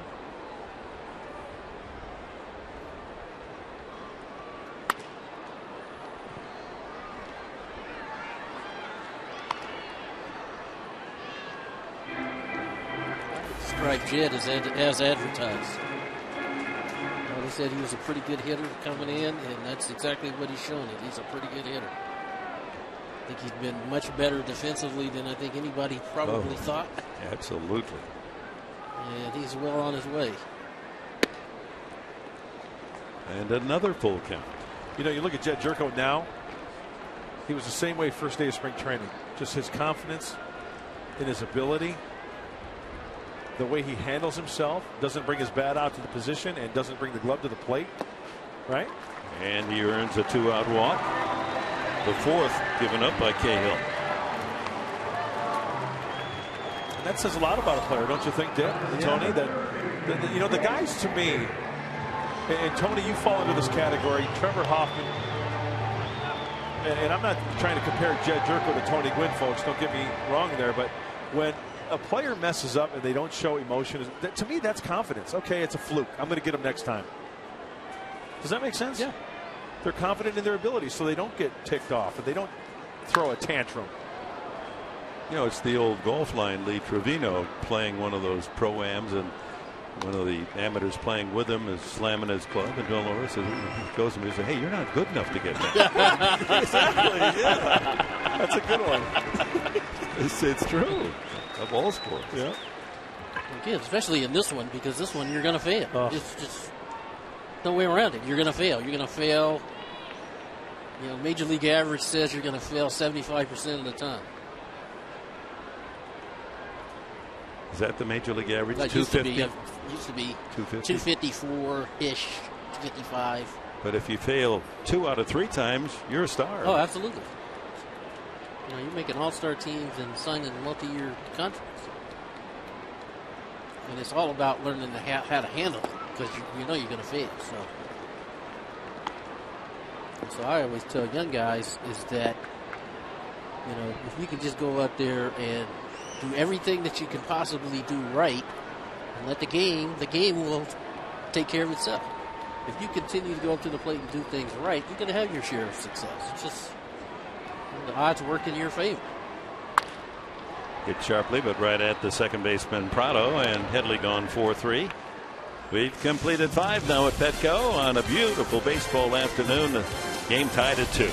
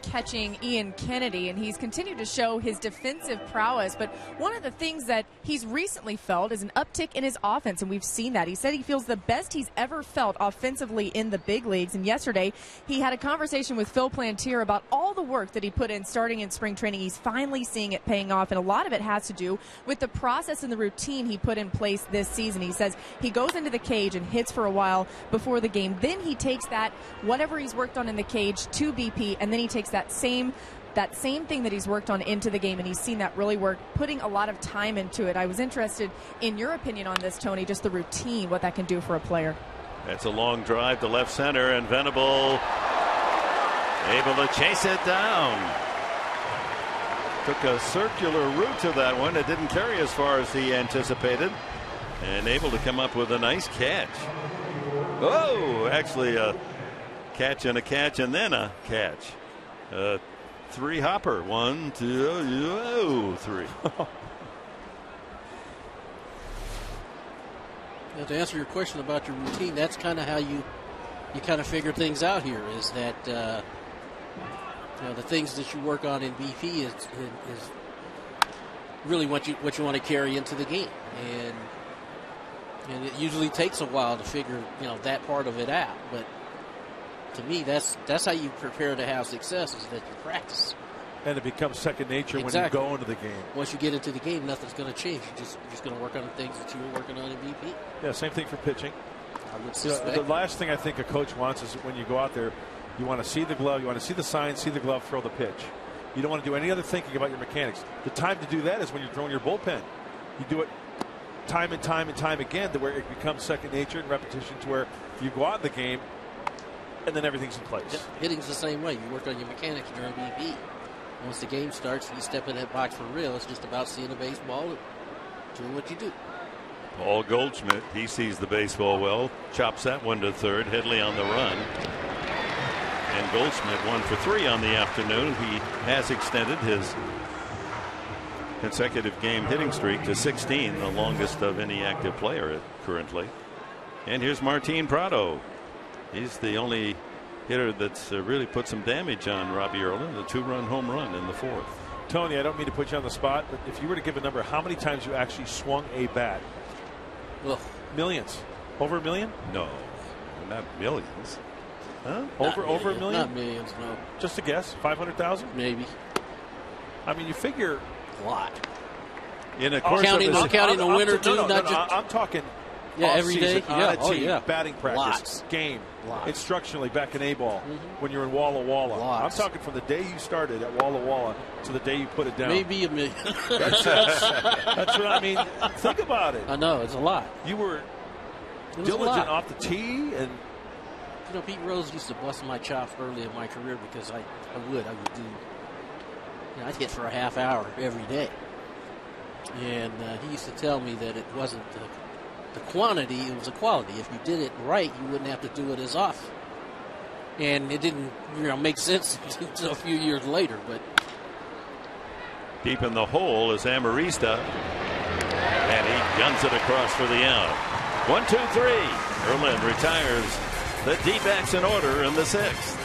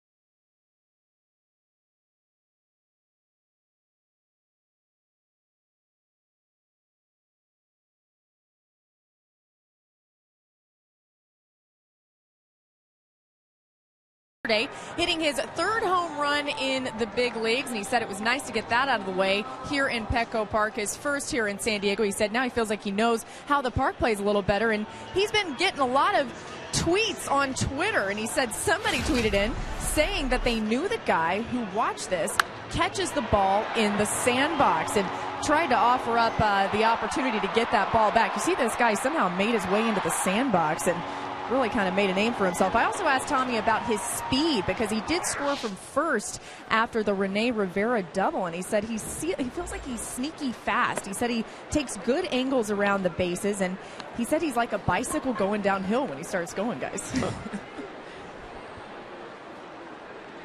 He's been a very pleasant addition to that clubhouse. Yes, he has.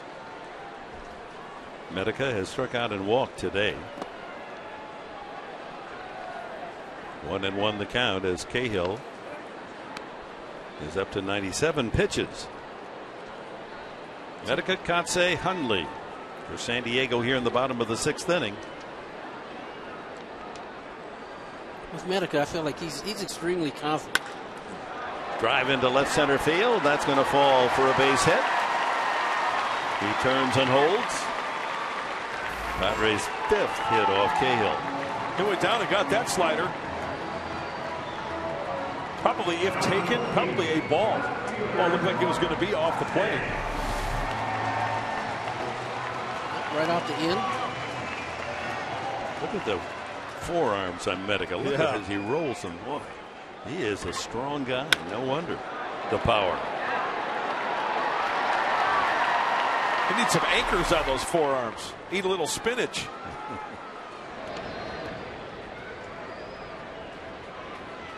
Dade Oligoy.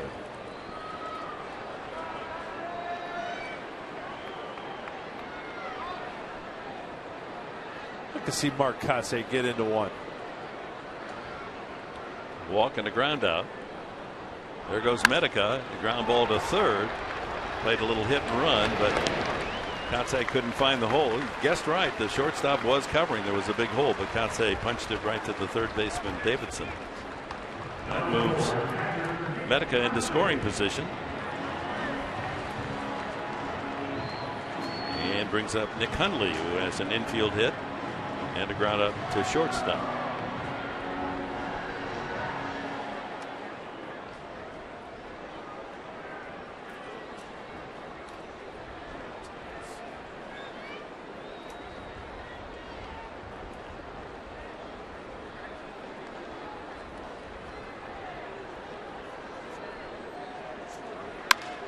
That ball is hit hard and high, deep to left center, but it's going to stay in the yard. Pollock pulls it down.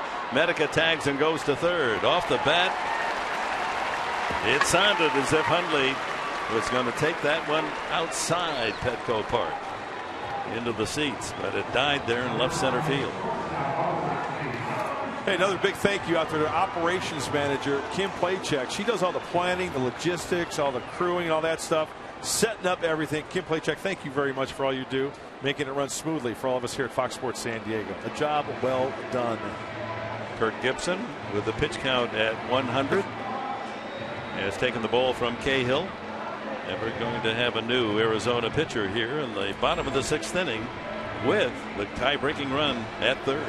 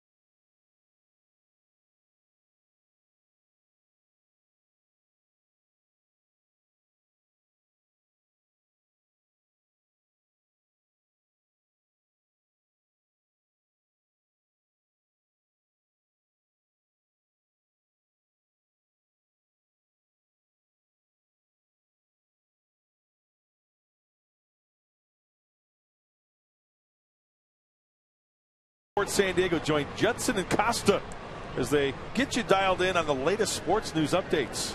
Extra Sports 1360 on Fox Sports San Diego continues tonight at 10:30. Don't miss it. Watch it. Judson and Costa right here on Fox Sports San Diego. New pitcher is an old friend, Joe Thatcher. Joe's been kind of struggling as a Diamondback. Lefty on lefty here with a runner at third. Those numbers include the time he was here in San Diego before the trade. Going to Arizona, Ian Kennedy to San Diego. His ERA the last 17 games for Joe above 9, almost 9.5.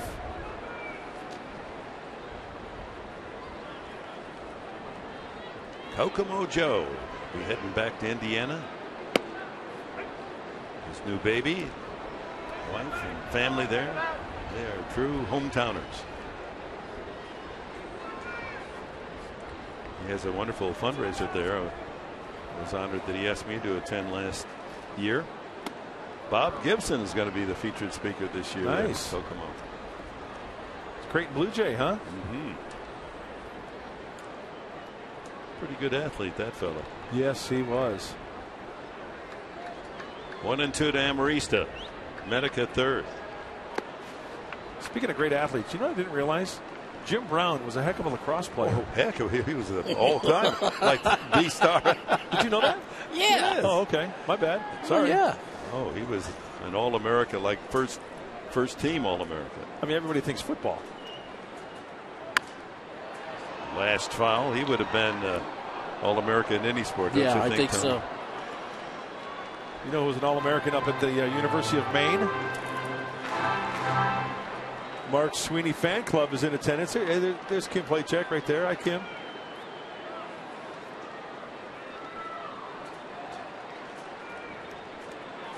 Two and two, Amarista.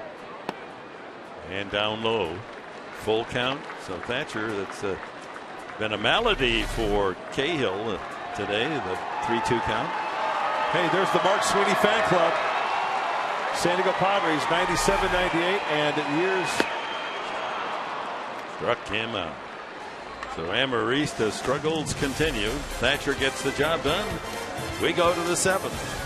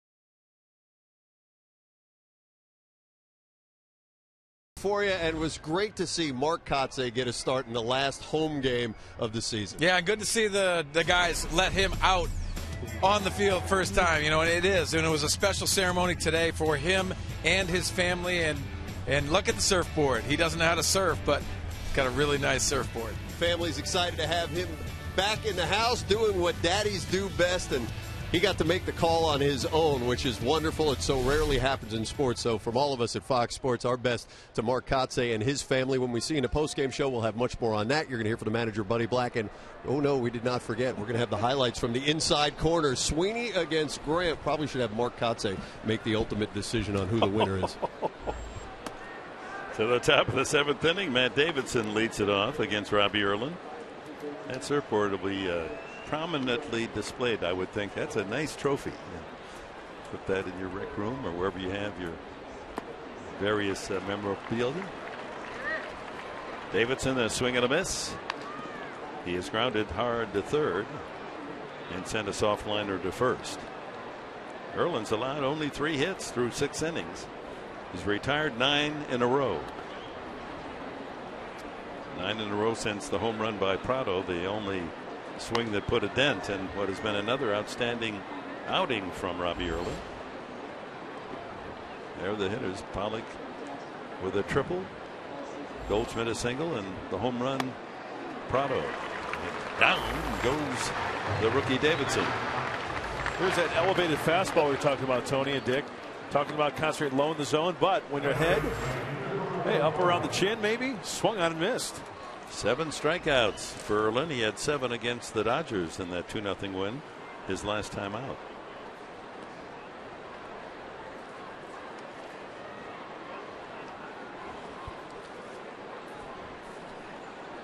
Parra, ground out strikeout.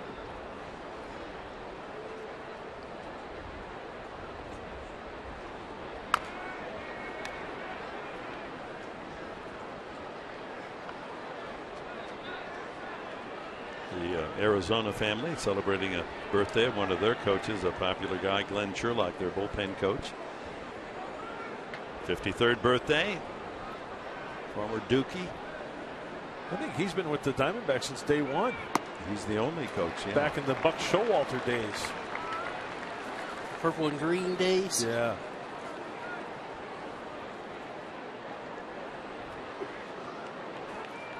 Two strikes on Parra.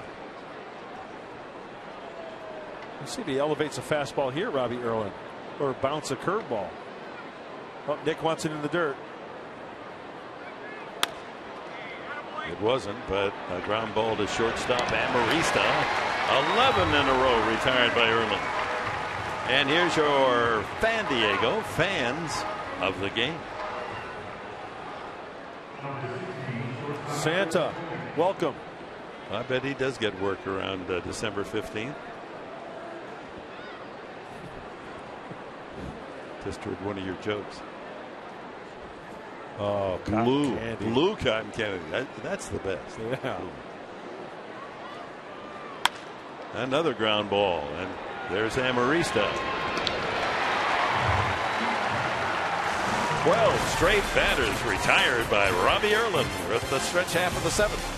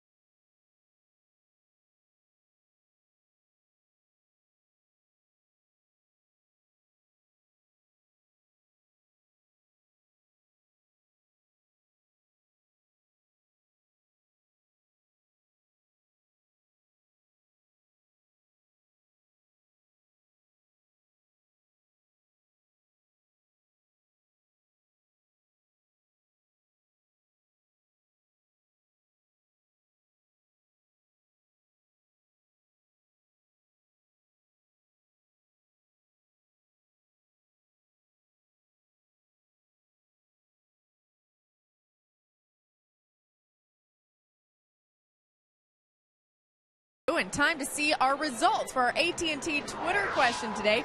And here's how it looks. We asked you which Padre position player will make the biggest impact next season. And it looks like the votes go to Jed Jerko. He's certainly made an impact this year with 21 home runs. He hit his 21st home run last night. Will Venable with 23% of the votes. Chase Headley with 12. And Carlos Quinton just 4. Yasmani Grandal 6%. So like you guys said, it would be great if all these 5 players tied for great seasons next year, and maybe they will. Positive signs for the Padres in 2014.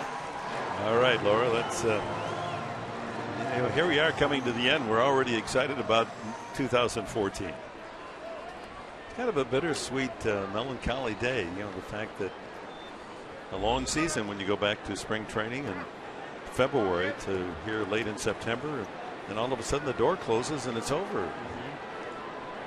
An emotional time. It's such a part of our life, and we are so invested in a baseball season that there is a real withdrawal. I mean, it's nice to have more time for yourself and your family, but come Monday, I think we're all going to wake up saying, "Gee, no game today, no conference call." I'm not going to miss that, but. Well, maybe we could record one. Just go on. We should meet up there once a week just to chat and say hi. We got the code. Yeah. Let's call each other instead of 10 in the morning. Let's call each other at 6:30. Hey, I'll be up. I know you will.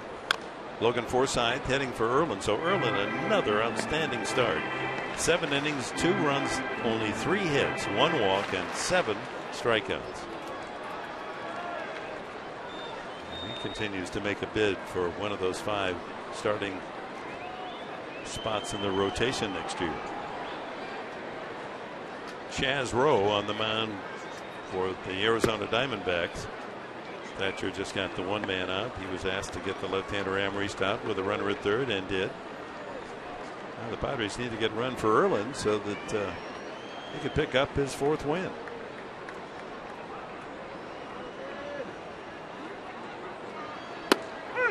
Strike 3. You can hear it barked out by Jerry Lane.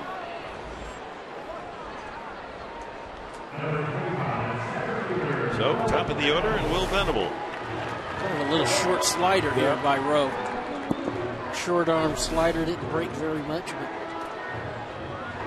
got enough of the corner. Get the strike call. Pretty much a 2-pitch pitcher, Rowe. Fastball and that slider you just saw, Tony. Good cut by Venable. He was on it. The attendance announced. Final day of the season at Petco. 21,393 with us.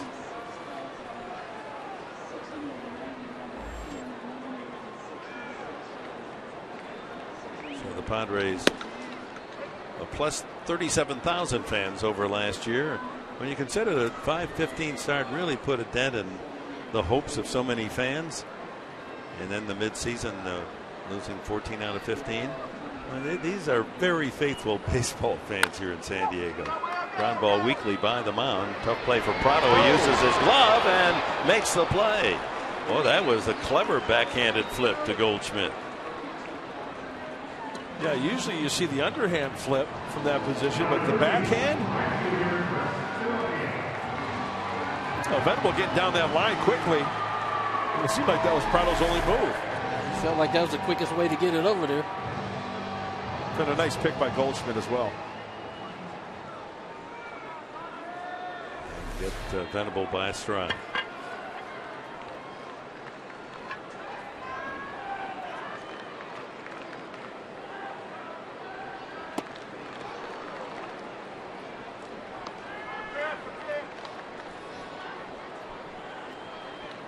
Denorfia lined to second, leaping a catch by Prado, a triple to right and scored, and struck out his last time.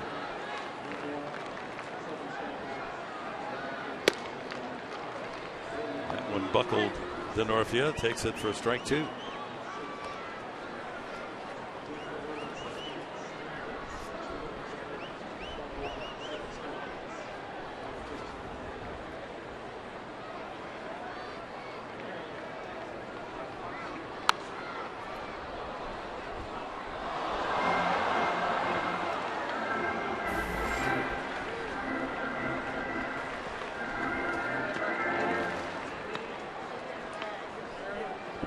still have some terrific season ticket plans. You know, 20 games or whatever. You pick your games for next year. There it is again. His breaking ball fooling Denorfia twice in that at bat. A couple of strikeouts for Chaz Rowe. Padres go in order. We're on to the 8th.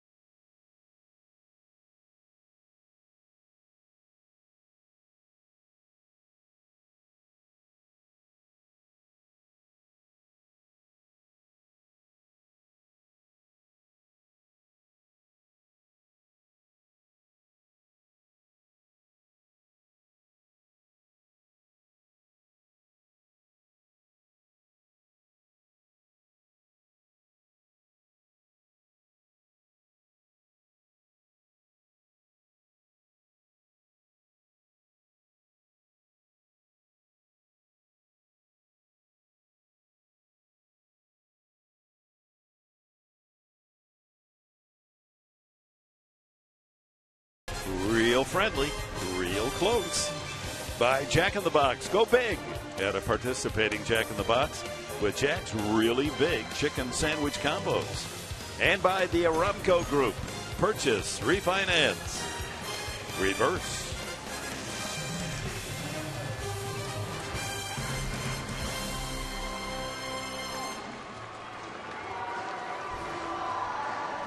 Luke Gregerson comes into work. Top of the 8th inning, he'll face Tuffy Goswish, then a pinch hitter, and the top of the order, Pollock. Luke took the loss on Tuesday night. Gave up that triple by Gregorius just inside the first base bag. You know, the great numbers for Luke Gregerson.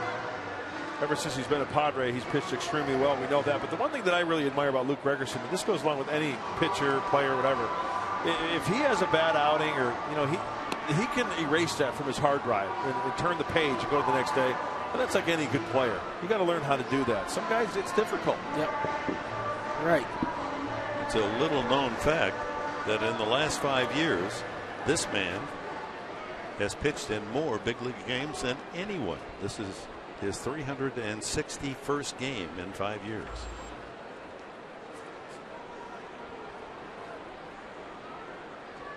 After a while, you kind of take a guy for granted like Gregerson. Absolutely. He's been so solid for you in the 8th inning. Solid started in the 7th a few years ago. It's a strike thrower. Throws that slider for a strike to Goswich. It was fly to left and robbed of a hit. Remember, that was that smash just over the bag at third. Headley went into foul territory to grab it and throw him out. Foul territory, that'll make the seats. Eric Chavez is on deck. Apparently the pinch hit for Chaz Rowe.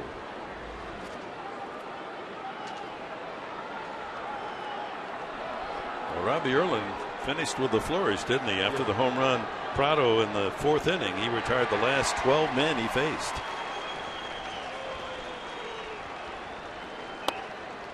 You know, speaking of Robbie Erlin, you talk about making an adjustment and making an adjustment early. Lead off the game, a walk, the fielder's choice, got out of it with a strikeout and a pop up. And, you know, it was just the one bad pitch, the home run pitch, the 2-run shot to Prado. Pop up, back of home plate. Hundley might have a play.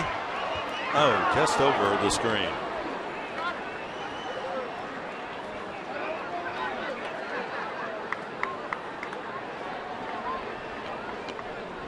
So the count remains 1-2 on the Arizona catcher.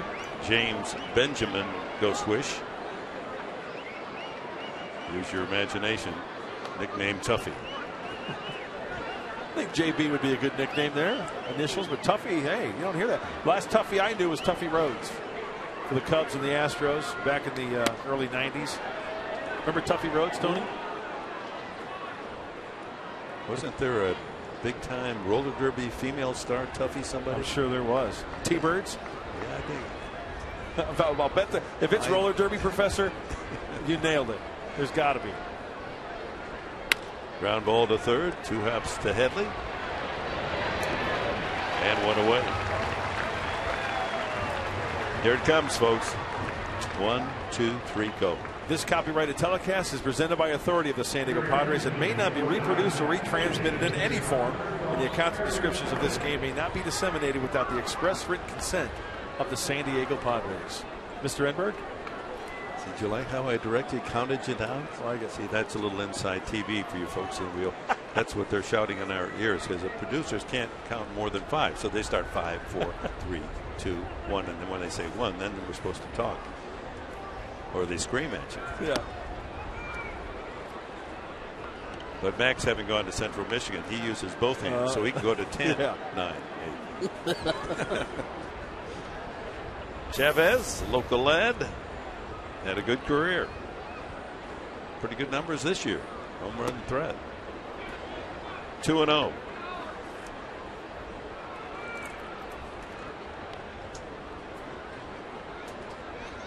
Mount Carmel High School, Chavez, career numbers 257 home runs.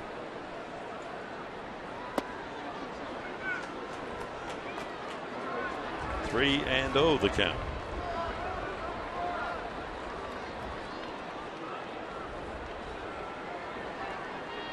Chavez coming up to the big leagues way back in 1998 with Oakland.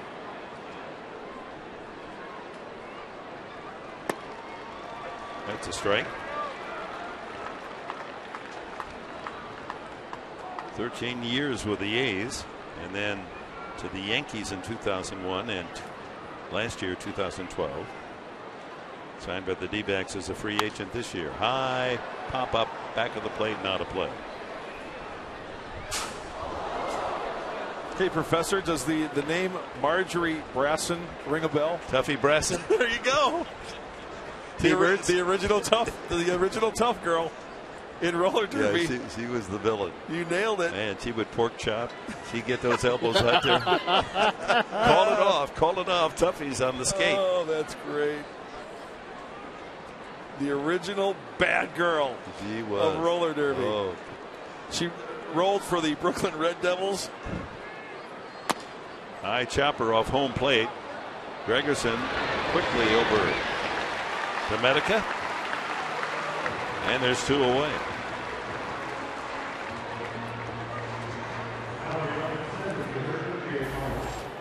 That is a great nickname, isn't it? Yeah.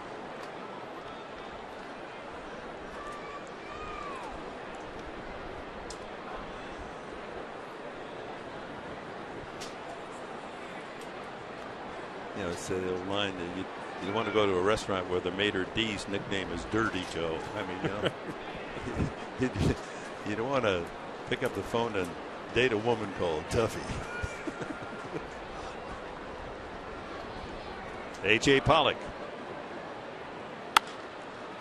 Fly ball to right. Denorfia coasting toward the line. And a 1-2-3 inning for Cool Hand Luke. Bottom of the 8th. Jerko will lead it off.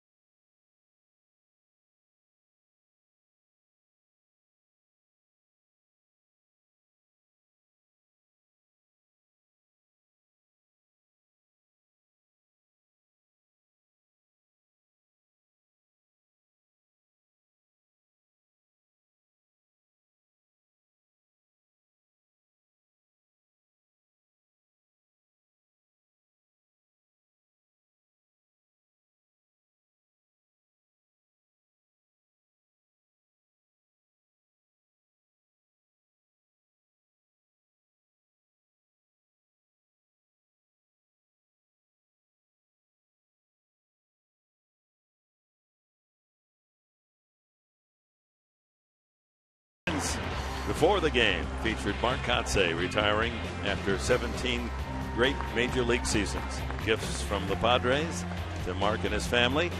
Dino Cristinorfia able to triple into the right field corner, and then Jerko squeezes a ground ball into right field to score him, and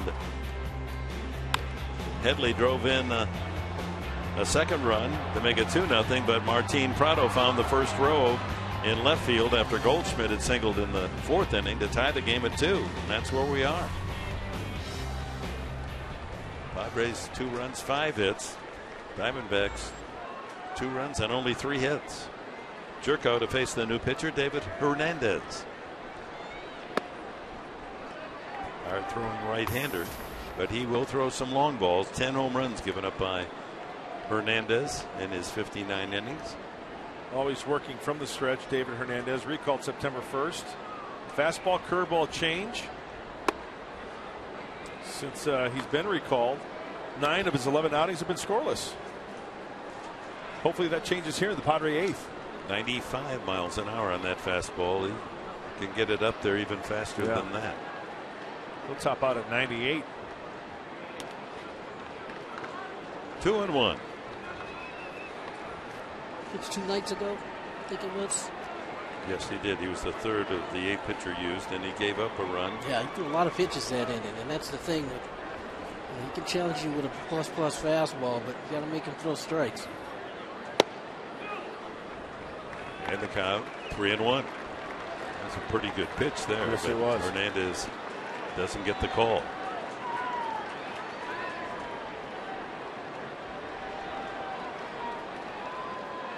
Jerko, RBI single and a walk today.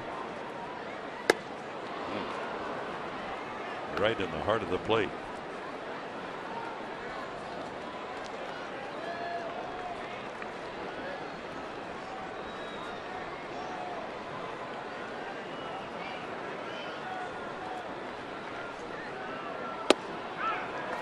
And Jerko, second time he's walked. Leadoff walk, that often spells good things for the recipient. And Chase Headley steps up. I know Hernandez didn't like that. No, he got like squeezed that. on 2 calls. That there. last call right there. You know what that is, Tony? It's a hang with him. Yeah. Yep. That's a big old hang with him. Chase Headley, an RBI double in 3 at-bats. Oof.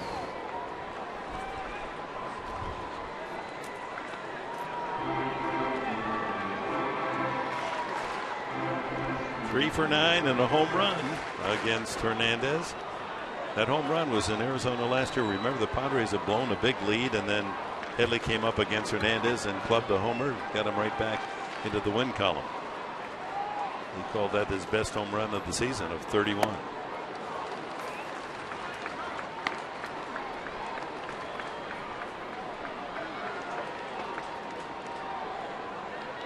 Leadoff walk to Jerko.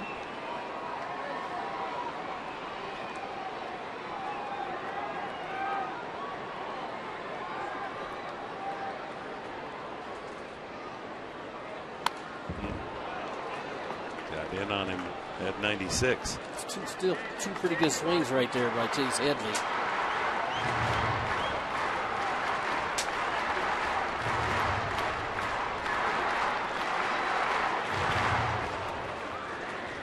$21,393 would like to see the Padres get a run here in the bottom of the 8th inning and break this 2-2 deadlock.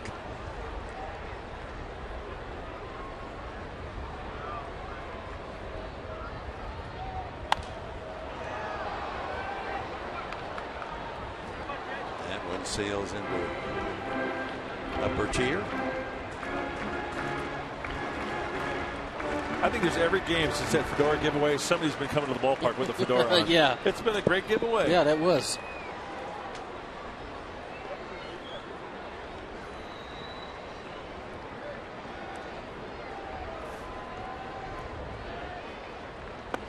Hits away, or that hits Headley in the ankle. Hernandez can be his own worst enemy. He was squeezed on the leadoff walk to Jerko, and now he hits Headley. This was a breaking ball. Down and in. Off the foot. Right on the toe. Oh, call a toe truck. Those hurt. I'm sorry.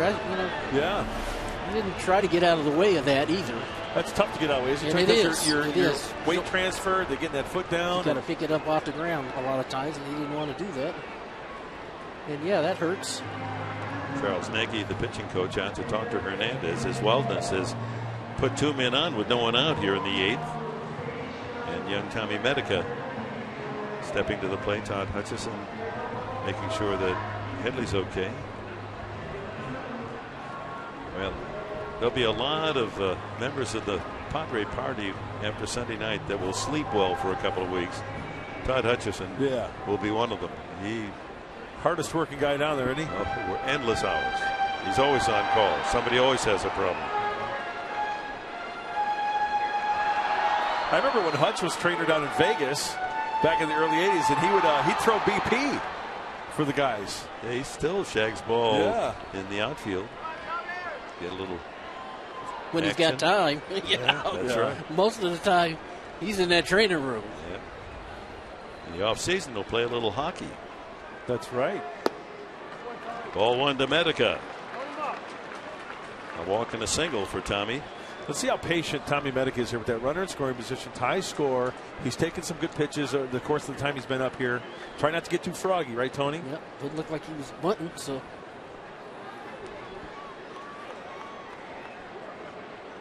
They're playing him not to bunt. Third baseman Davidson is well back at third. Yeah. And Goldschmidt, as usual, perch way off the line at first.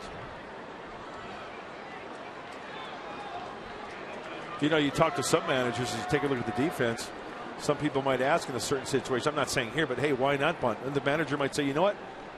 He's not a good bunter. You'd rather have him swing away. Take your chance at swinging away and driving him in. Some guys are made to swing. Some guys are made to bunt when called upon. In this situation, Buddy feels like the runner's already in scoring position. So, okay, go ahead. Drive him in. And the only thing I would say in this situation is just make sure you get a pitch you can handle. Don't try to do too much with it. Just get a pitch you can handle. Put it in play. Make the defense make a play. 3-1. A wobbly start in this 8th inning. David Hernandez walking Jerko, hitting Headley, and now 3-1. Medica with Kotze lurking in the on-deck circle.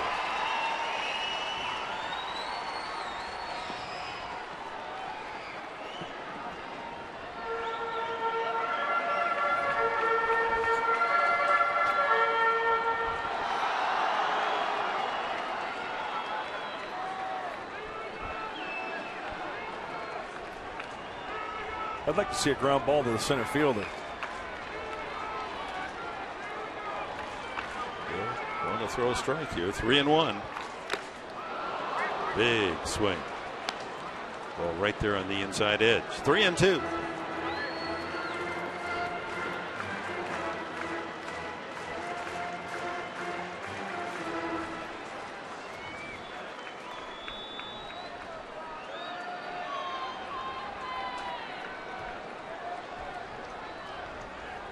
Jerko leading from second, Headley at first. No one out, and 3-2. Got it. Stayed with the fastball. And 3 straight at 96 miles an hour. And Kotze could be his last at bat in front of the home crowd.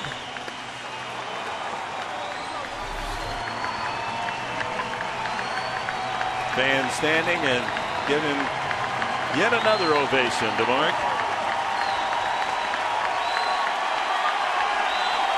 And his wife near tears.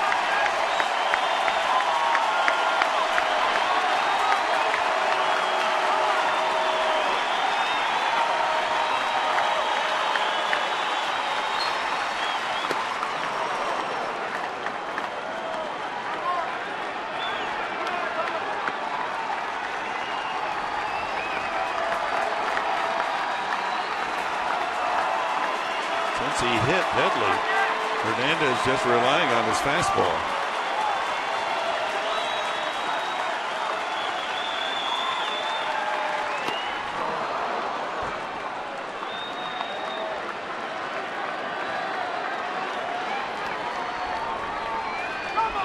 Wife Jamie, she's into it, isn't she?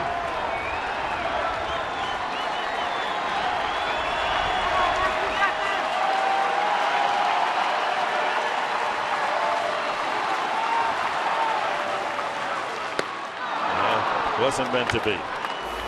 Second strikeout. Hernandez. It's up to Nick Hundley. Another hand for Kotze as he walks back to the dugout.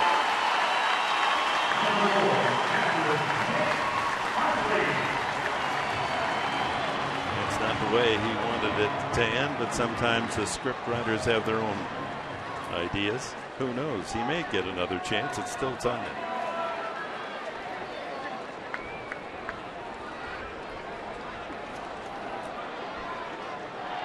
Hundley, infield hit, ground out to short, sent a deep drive to center field last time. Ball one. After striking out Medica and Kotze on fastballs, he goes to the curve to start Hundley.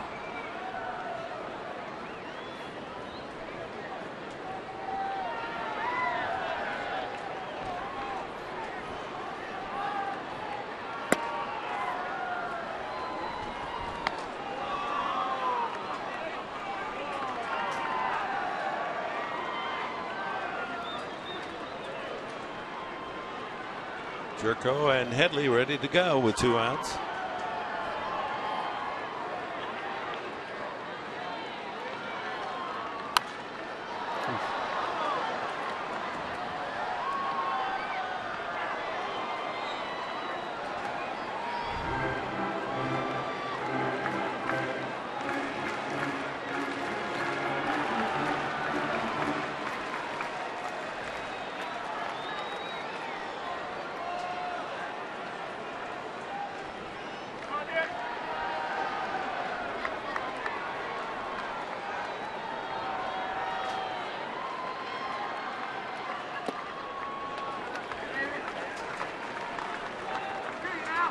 Two balls, 2 strikes, 2 outs, 2 on, score 2-2.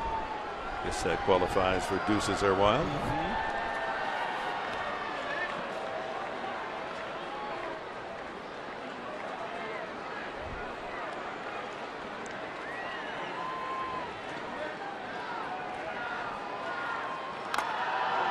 Off the mask of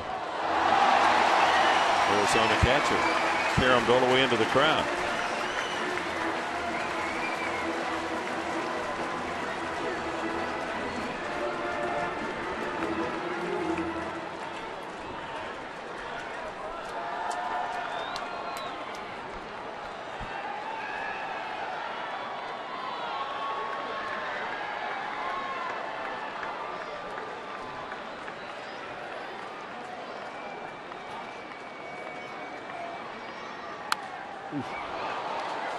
Nick's had a couple of good fastballs to hack at. It's tough to square up that 96-mile-an-hour fastball. 26 pitch inning for David Hernandez. Jerko walk. Headley hit by a pitch.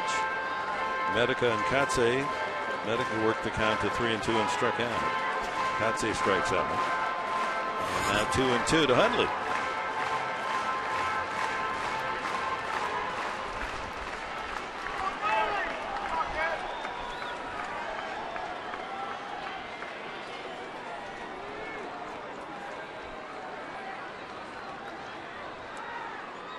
Got it. Strikes out the side. Hernandez, after putting 2 in on with his wildness. And the team picture. Fox Sports San Diego, Emmy Award winning crew.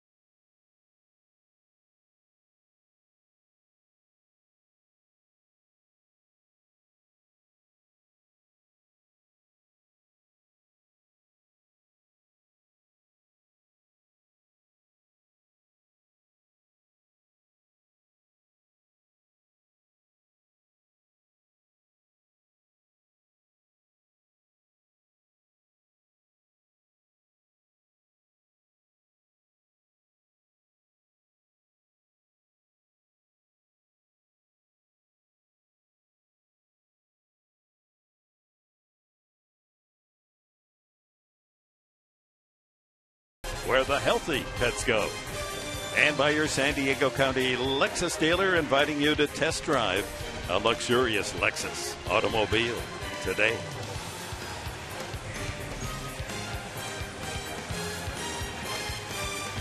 With Laura McKeeman, Mark Grant, Hall of Famer Tony Gwynn, Dick Hemberg, pleased you're with us on this, the final home game of the season. Houston Street, who has been outstanding after a sluggish start in April, comes on to pitch the ninth inning and will face Bloomquist, Goldschmidt, and Prado, three tough hitters.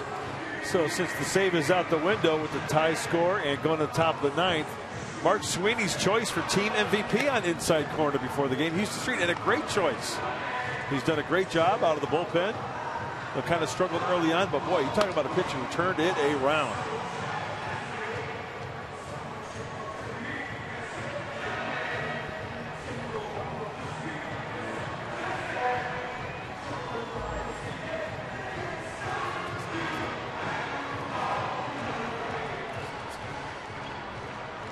Padre pitchers have retired 15 straight batters, 12 in a row. Erlin is he worked through 7 complete.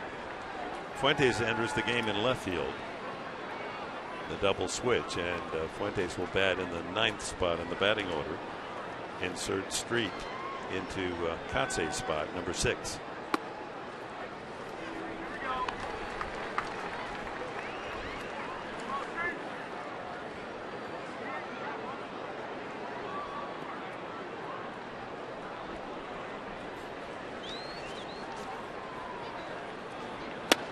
Strike 2.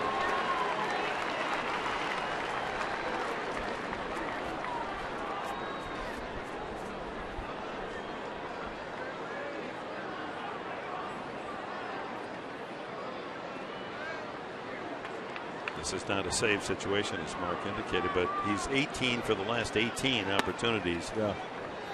He's been rock solid. And in those 29 outings, saving 18 of 18. ERA 0.31. 1 earned run and 29 in the 3rd innings.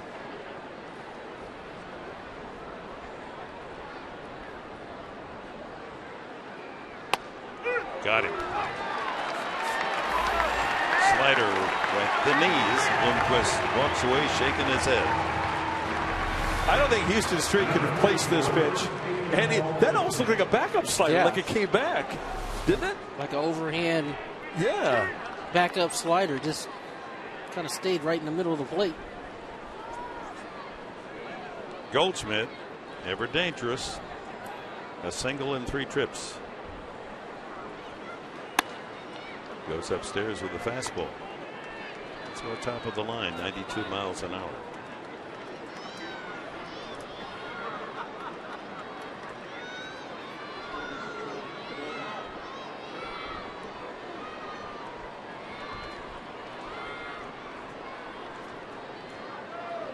No batting practice for either team. But went over to say hello to Alan Trammell and Kirk Gibson in the Diamondbacks clubhouse and heard these loud sounds. I looked in the batting cage and it was Goldschmidt. Bang, bang, bang, bang. They say that he's a great hitter and he wants to be better. Certainly gets good power going to the opposite field, as we saw. And the home run that he hit on Tuesday night. I think that's the hardest part to master at this level. Having the ability to back a ball up and hit like he hit the other night. 2-1. Got that one off the fist. A long run for Fuentes, using his speed to run down that dime liner that had designs on falling. Well, we know that he's a threat. Houston Street trying to peck away with the fastball and then the slider.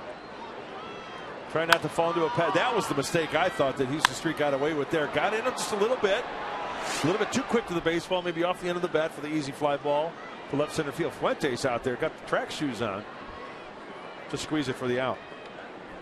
Martin Prado, the 2-run homer, The big blow for Arizona. That tied the game back in the fourth inning off Robbie Erlin. Single Goldschmidt, home run Prado. Tied it at 2. And that's the last base runner for Arizona. 17 in a row knocked down since.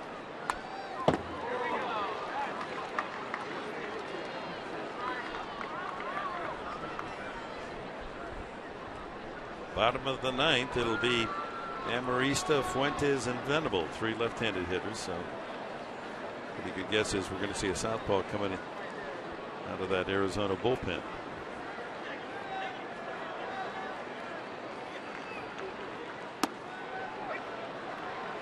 Off the edge. A ball and 2 strikes to Prado.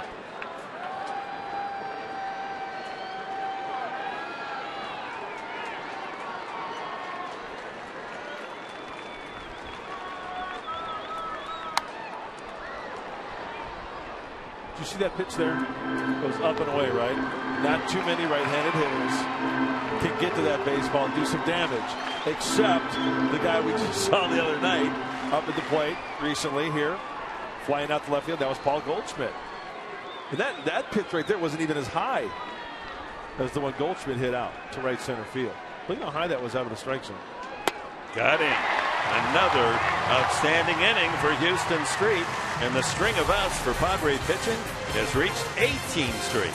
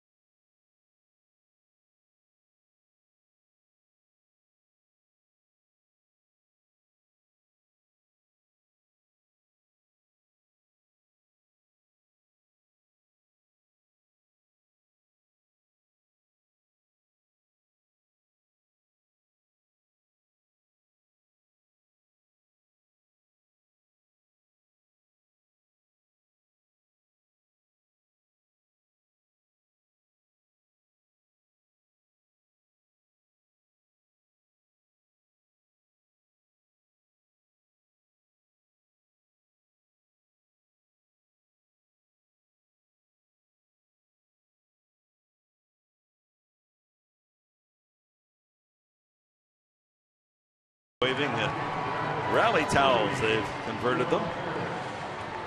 The Padres to end with a victory this 2013 season at Petco. Well, tomorrow on to San Francisco. Reigning champions, the San Francisco Giants, currently 1 game behind San Diego. And we hope you'll join us, as well as Fox Sports live nightly programming. Tomorrow, Bert Smith will be on the mound, 6:30 broadcast time. He'll go against Ryan Vogelsong. Smith looking for his second win in his rookie season. And Vogelsong 3-6 himself, an off year for him. Amarista. This is about as deep a slump as Alexei has ever experienced. 1 for 42.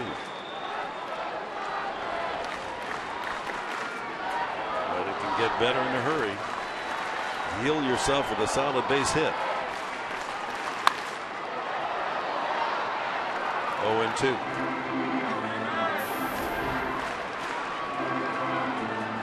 Will Harris, the new pitcher, making his 60th appearance.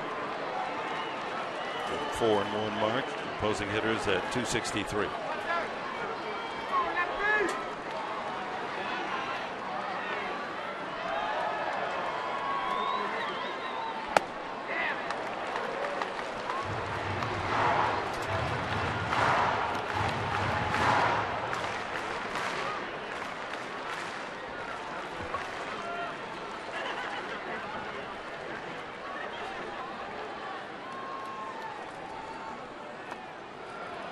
Plenty of action on that breaking ball.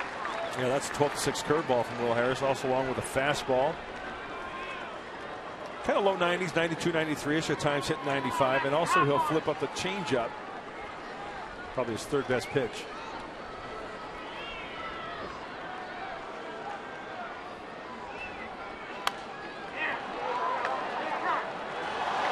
Fan with a glove, able to reach up and spear that one. Nice.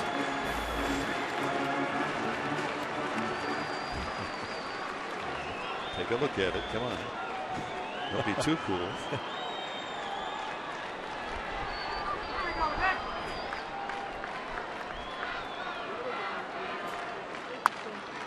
And another.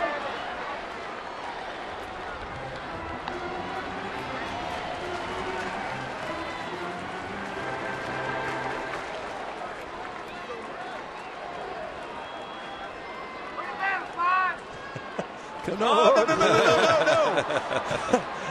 thought he was going to throw it away, didn't you? Yeah. Again, the 2-2 pitch. And Marista fouling off several here as the pitch count. This will be 8 coming up in this at bat.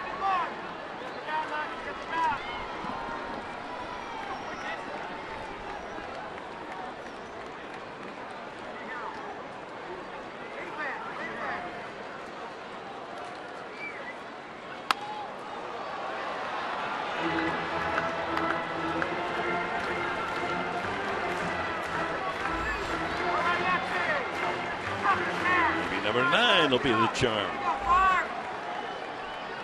Outfield swung around toward left for Amarista.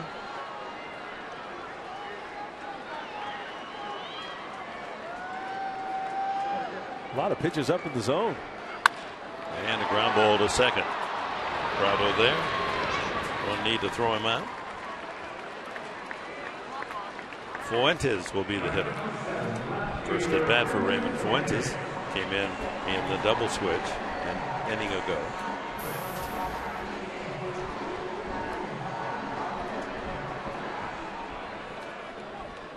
Only 30 at bats since being recalled from Tucson, 4 for 30.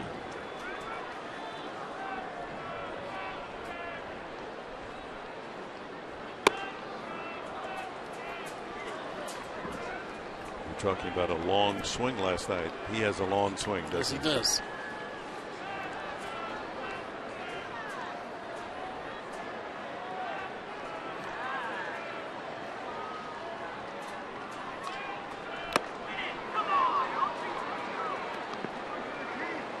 Harris quickly in front of Fuentes, 2 strikes. Really, with them throwing fastballs away, you should be trying to take this ball to left instead of trying to pull it. Strike 3 called. 3 pitches, and Fuentes takes the long walk. And to the top of the order, Will Venable. Good located fastball here, down and in.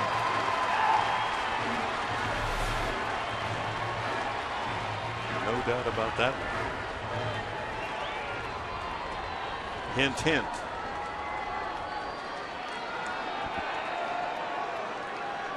Venable 0 for 3 today. He did walk. Right field, but innocent. Hara for the catch. And we go extra innings. And for Arizona, that is a common theme.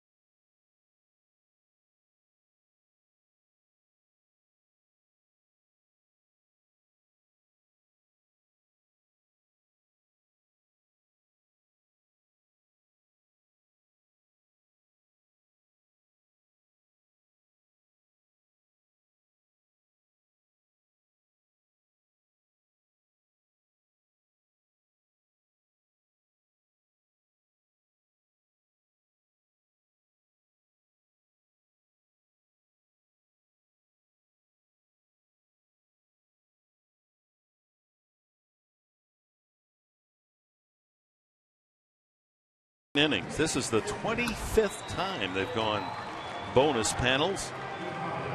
Put that in perspective, the National League record in a season for most overtime games is 27. They're only 2 away from that mark. And then when you get innings played in overtime,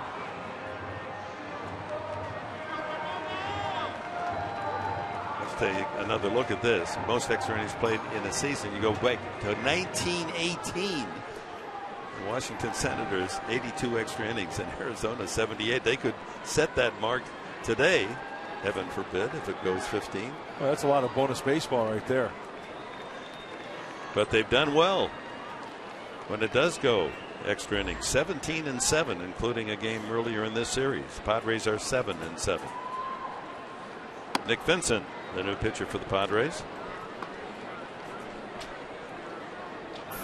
Nick going old school with the pants and the stirrups. Hopefully walking away with a win this afternoon. Hold these Diamondbacks at 2. Rookie Matt Davidson, then Gerardo Parra, and then the other rookie Chris Owings. Here in the 10th inning.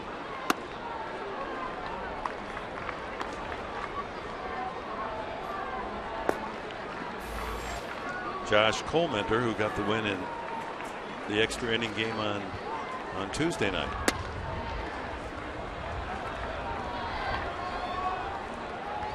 Well, right-handers this year off Nick Vincent only hitting at a 119 clip. It's the second best in the majors now.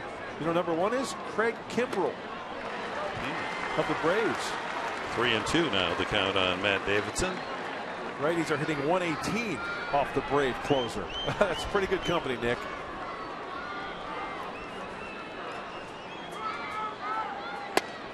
Strike 3 called.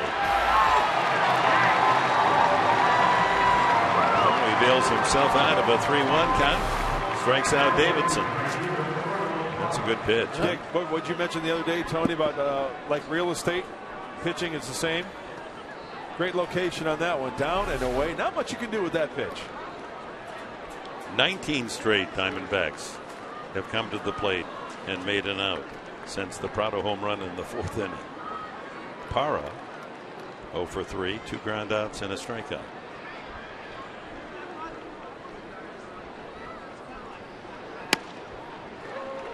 '91 on the fastball.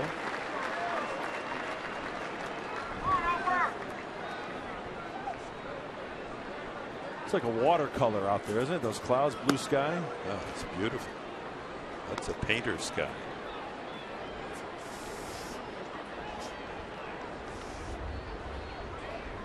Don't see clouds like that often here. Parra flips that one in the air toward Fuentes and left. And there's 2 away.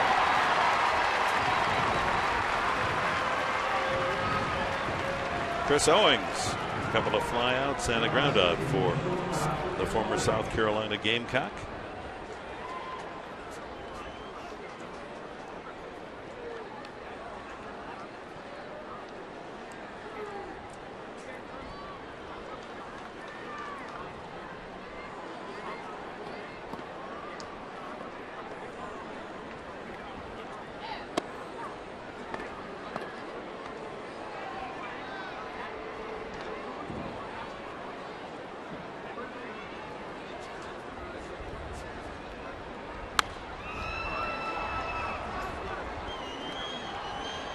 Pride and joy of Ramona High School and Palomar Junior College is Nick Vincent.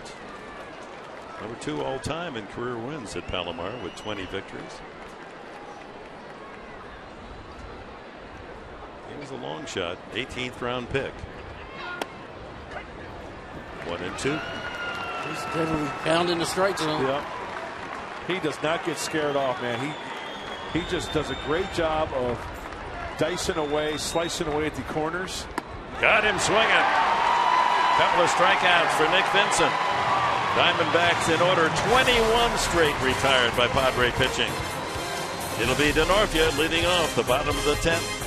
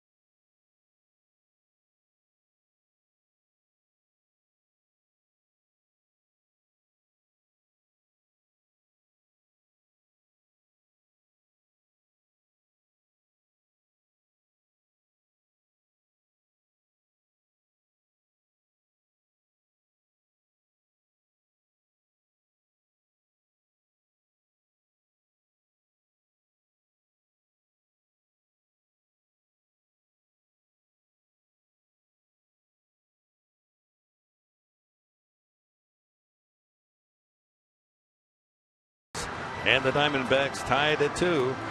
Well, Denorfia had a magical walk-off against the flame-throwing Aroldis Chapman. One of the highlights of this season. Chapman doesn't get touched out very often.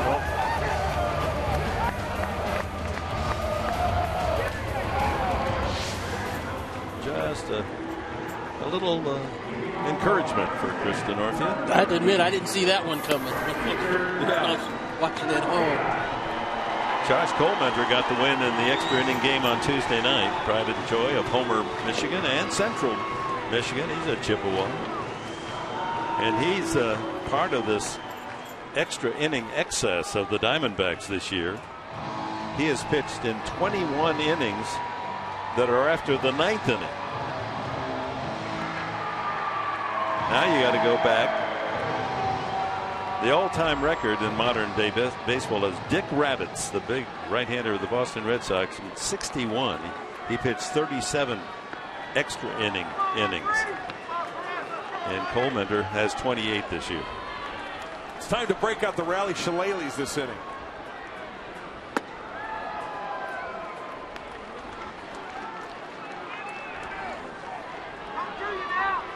Two for 8 is Denorfia against the man he faces.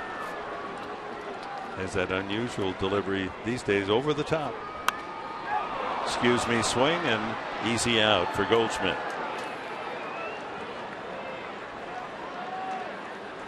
He gets a lot of outs like that. He just must be very deceptive. Changeup's his best pitch. Yeah, I mentioned it the other day when he was in the game, but his arm action is. It actually goes behind his head, and then it's all up on top. You remember Chris Young? Yep. Chris Young was pretty much the same way. He topped out at 86 miles an hour. But guys would swing and miss, just swing through it. Changeup's his best pitch. And it's straight over the top. You saw there, Denorfia was fooled by it.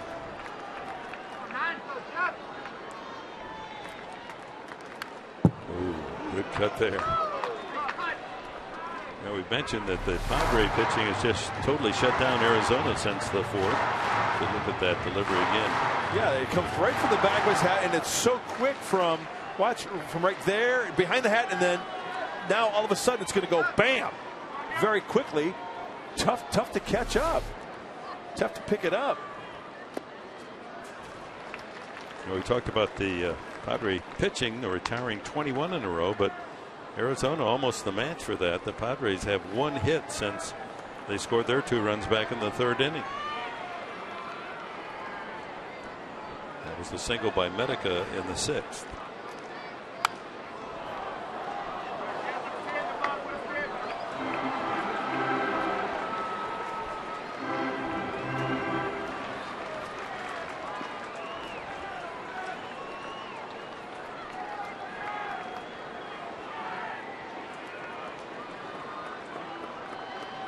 Colmenter's their long reliever, middleman, and obviously extra inning specialist.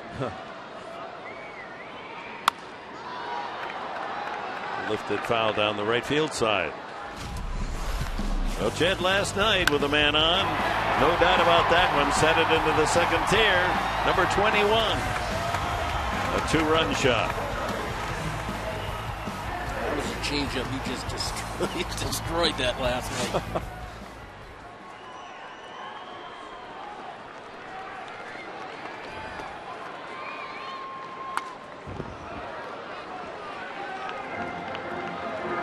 Colmenter is the 6th pitcher used by Kirk Gibson.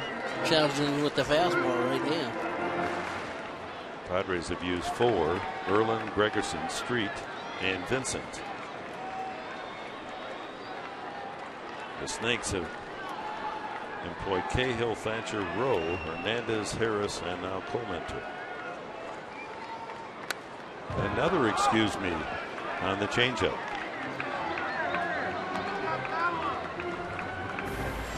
Tim Stauffer makes his home year-round here in California, up in Cardiff.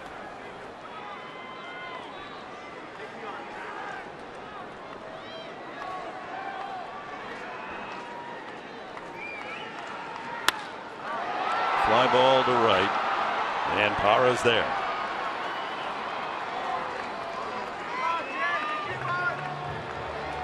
Here's Headley. Flied out, doubled in the run, grounded out, and was hit by a pitch.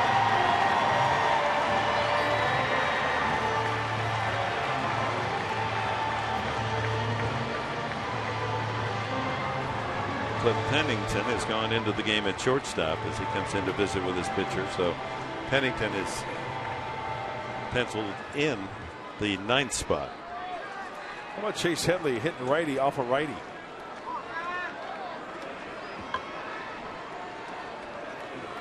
That's really curious, isn't it? He was hit on the foot the last time up. Would that have impacted this decision? Never know. It was on his front foot from the left side, correct? So now it would be his push-off foot, his back foot. Batting right-handed.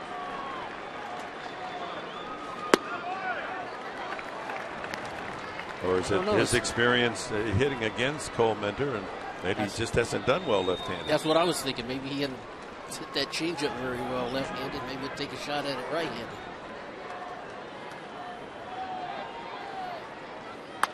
Ground ball at Goldschmidt, playing off the line. It pays off again. On we go. The 11th inning, tied at 2.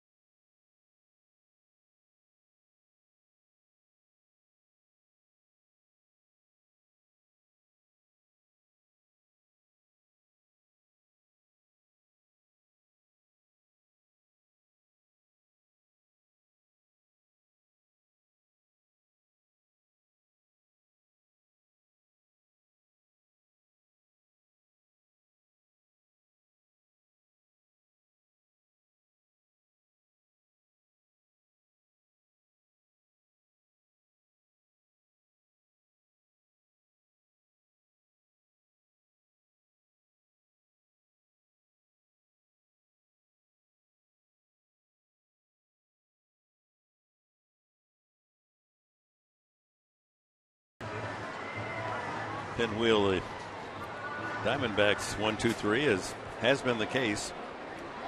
6 consecutive innings. Padre pitching, retiring Arizona in order. And you go back the inning before that, and the last 3 outs in order after the home run by Prado. The Tough Meister, Tuffy Ghostwish, 30-year-old former Arizona State Sun Devil. 8 years in the minors, finally getting a chance to hit in the big leagues. Compare him a bit with Chris Robinson. He does not have a big league home run.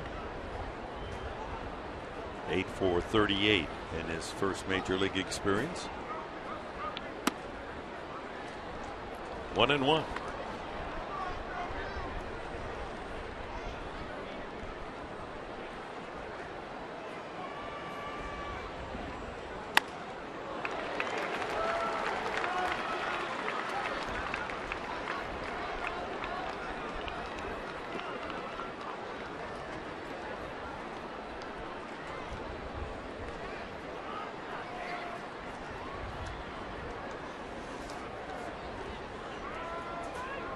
Got him. Oh, the development of Nick Vincent this year, just the progress that he has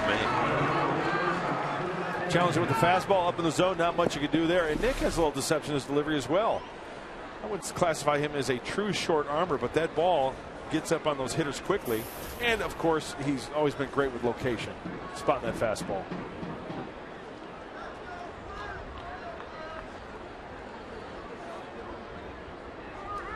Pennington, left field. That ball's carrying to the warning path. Fuentes makes the catch. One pitch, one out to Pennington, and now to the top of the order, A.J. Pollock. Well, the news today that Commissioner of Baseball Bud Selig announced he will retire when the current term ends in 2015. So he'll be here for the 2014 season and then retire before the start of the 2015 year. Commissioner since '92.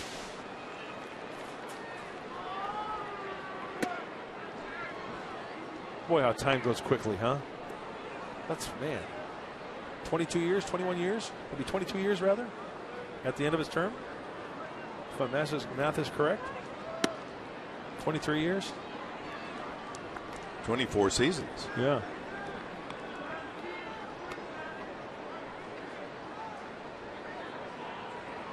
He's done some really good things. Yeah, interleague play, right?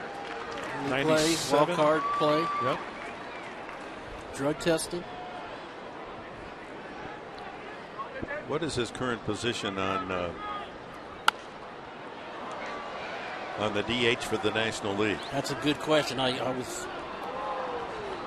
when the leagues went to 15 teams in each league, I wondered about that, because you have interleague play all year long, and you know, coming down the stretch here, you got some teams playing interleague play that I'm sure aren't real happy about having to play. The Tigers finishing the year out in Florida. I know they don't really want to do that. You know, I can see the arguments for both of that. I mean, it takes the strategy out of the game. People say, oh, ho hum, all the pitchers pitching. You know, what's the big deal there? You know, the old double switches and scorecard management. I like the thinking ahead and thinking with the manager. Yeah. I mean, that's a plus. But there's another issue here in terms of the National League adopting the DH. Not only that ball is hammered to center field, but Venable is able to get back and grab it for the out. To be continued. The DH in the National League.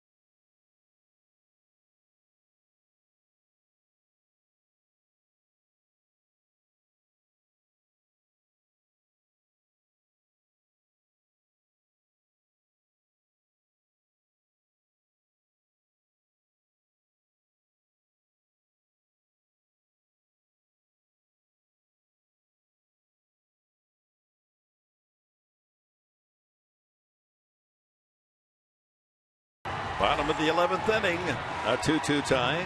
Remarkable since the end of the third inning. So 7 full innings of play. There's been a total of 1 hit from both sides. No hits for Arizona, 1 for the Padres. So maybe it's saving itself for one big hit. Tommy Medica starts it off. Pitcher spot is due next, and Jesus Guzman has a bat.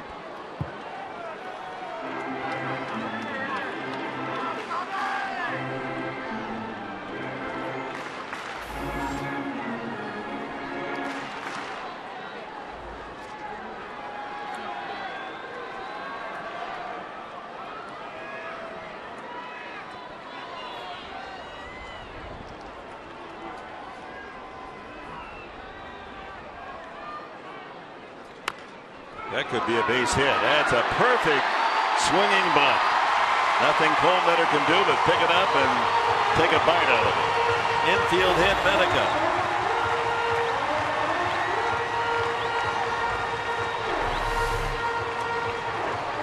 Not much you can say. Changeup. Yep. Medica overswings and tops it down the third base line. Colmetter, that's all you can do.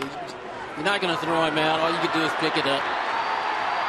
One hit from the last 48 batters in the game, so you get that to break the string, a swinging bunt.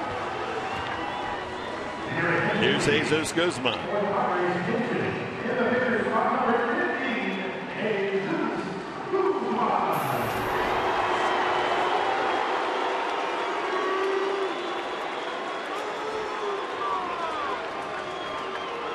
I think he's swinging here because, I mean, Guzman really hasn't been successful bunting in the past when asked.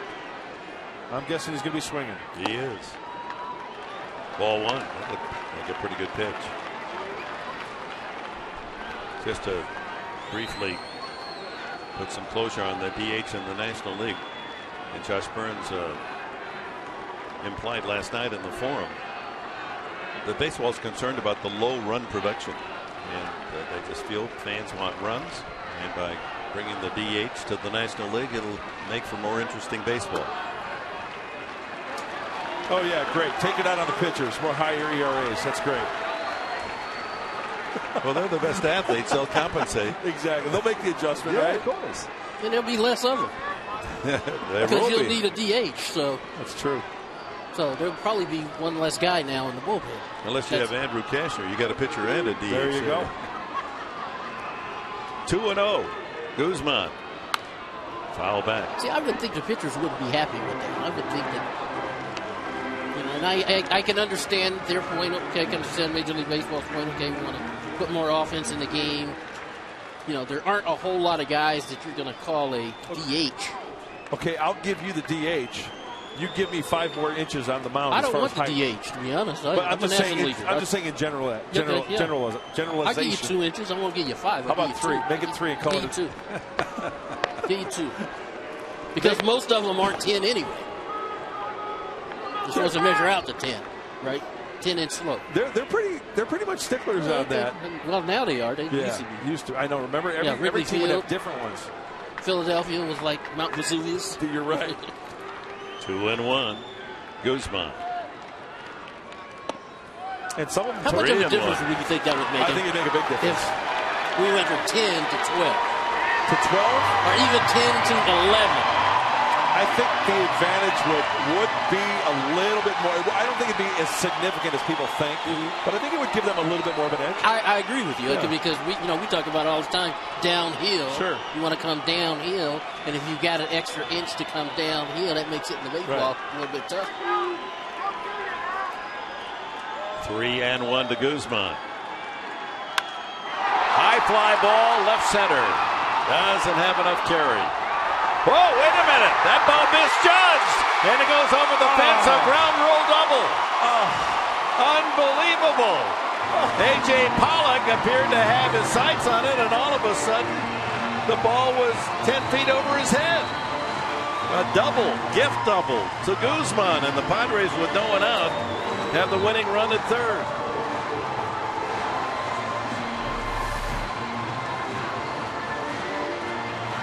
I was watching the outfield. Yeah, I was too.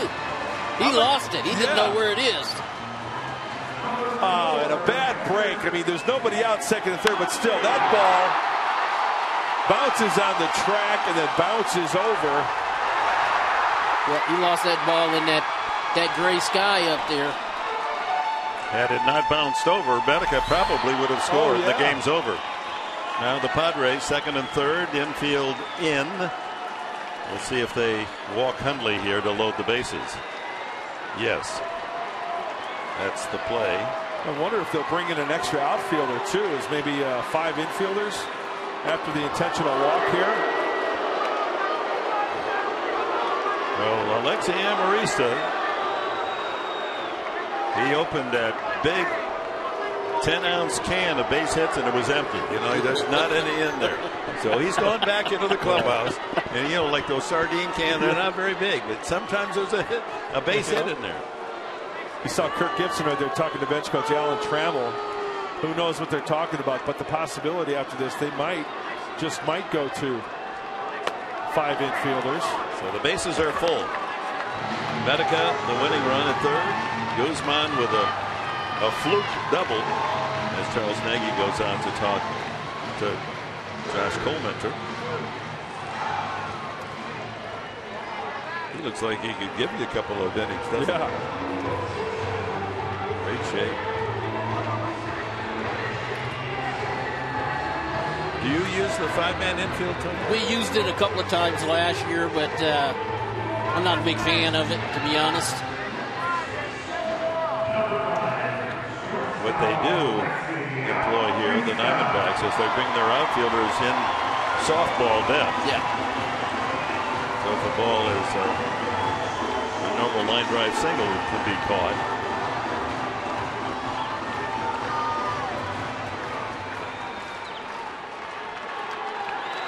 You know, with nobody out, probably the 3 outfielders, maybe with 1 out, you might want to think about 5 infielders for a better chance of a double play.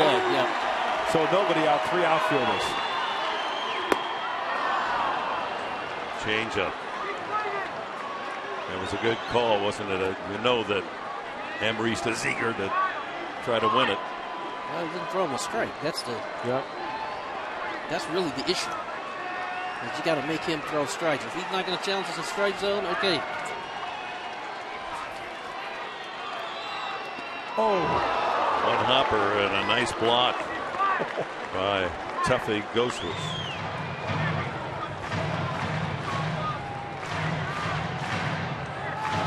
We heard Alonso Powell, assistant hitting coach last night, saying part of the philosophy here is bases loaded, pressure's on the pitcher, not on you. Sometimes you want to get it done so bad that you'll be willing to chase something out of the zone, be aggressive on a ball that's a so-so ball. Fly to left field. It's foul, and left fielder Bloomquist, once it got into foul territory, wasn't about to catch it. That is, with that outfield halfway, you know, you can let a ball like that go and land in foul territory because you're going away from where you got to throw it. So you get a little bit of creativity out there, but you know, ball is into your territory, you got to catch it. Medica carrying the winning run 90 feet away, no one out, bases loaded, and 1 and 2 to Amarista. Whoa! Way up and in.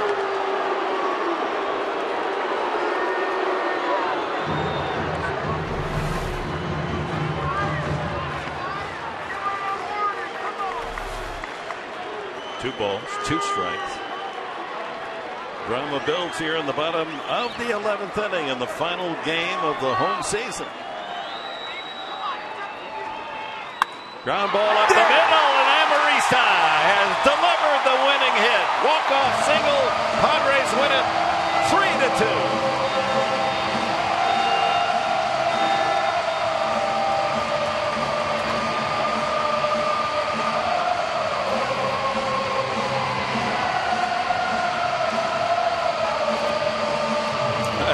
You got to be happy for the little ninja. It's been a tough time breaking out of a 1-for-43 slump with a game winner. A shot right back through the box. And the Padres take the series 3 out of 4 and win their 75th game of the season.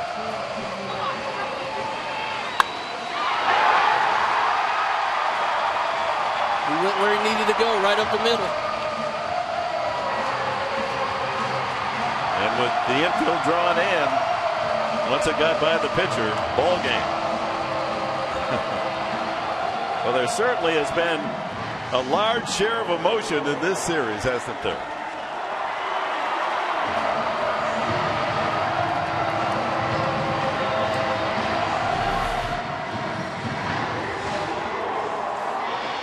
An extra inning win, 3-2. Let's go down to Laura. All right, thank you, Dick. Okay, Tommy, not a whole lot of offense we had for most of this game. You're able to get the infield hit to get the offense going, and then, of course, Alexi Amarista able to get the hit that you needed. Walk us through that inning.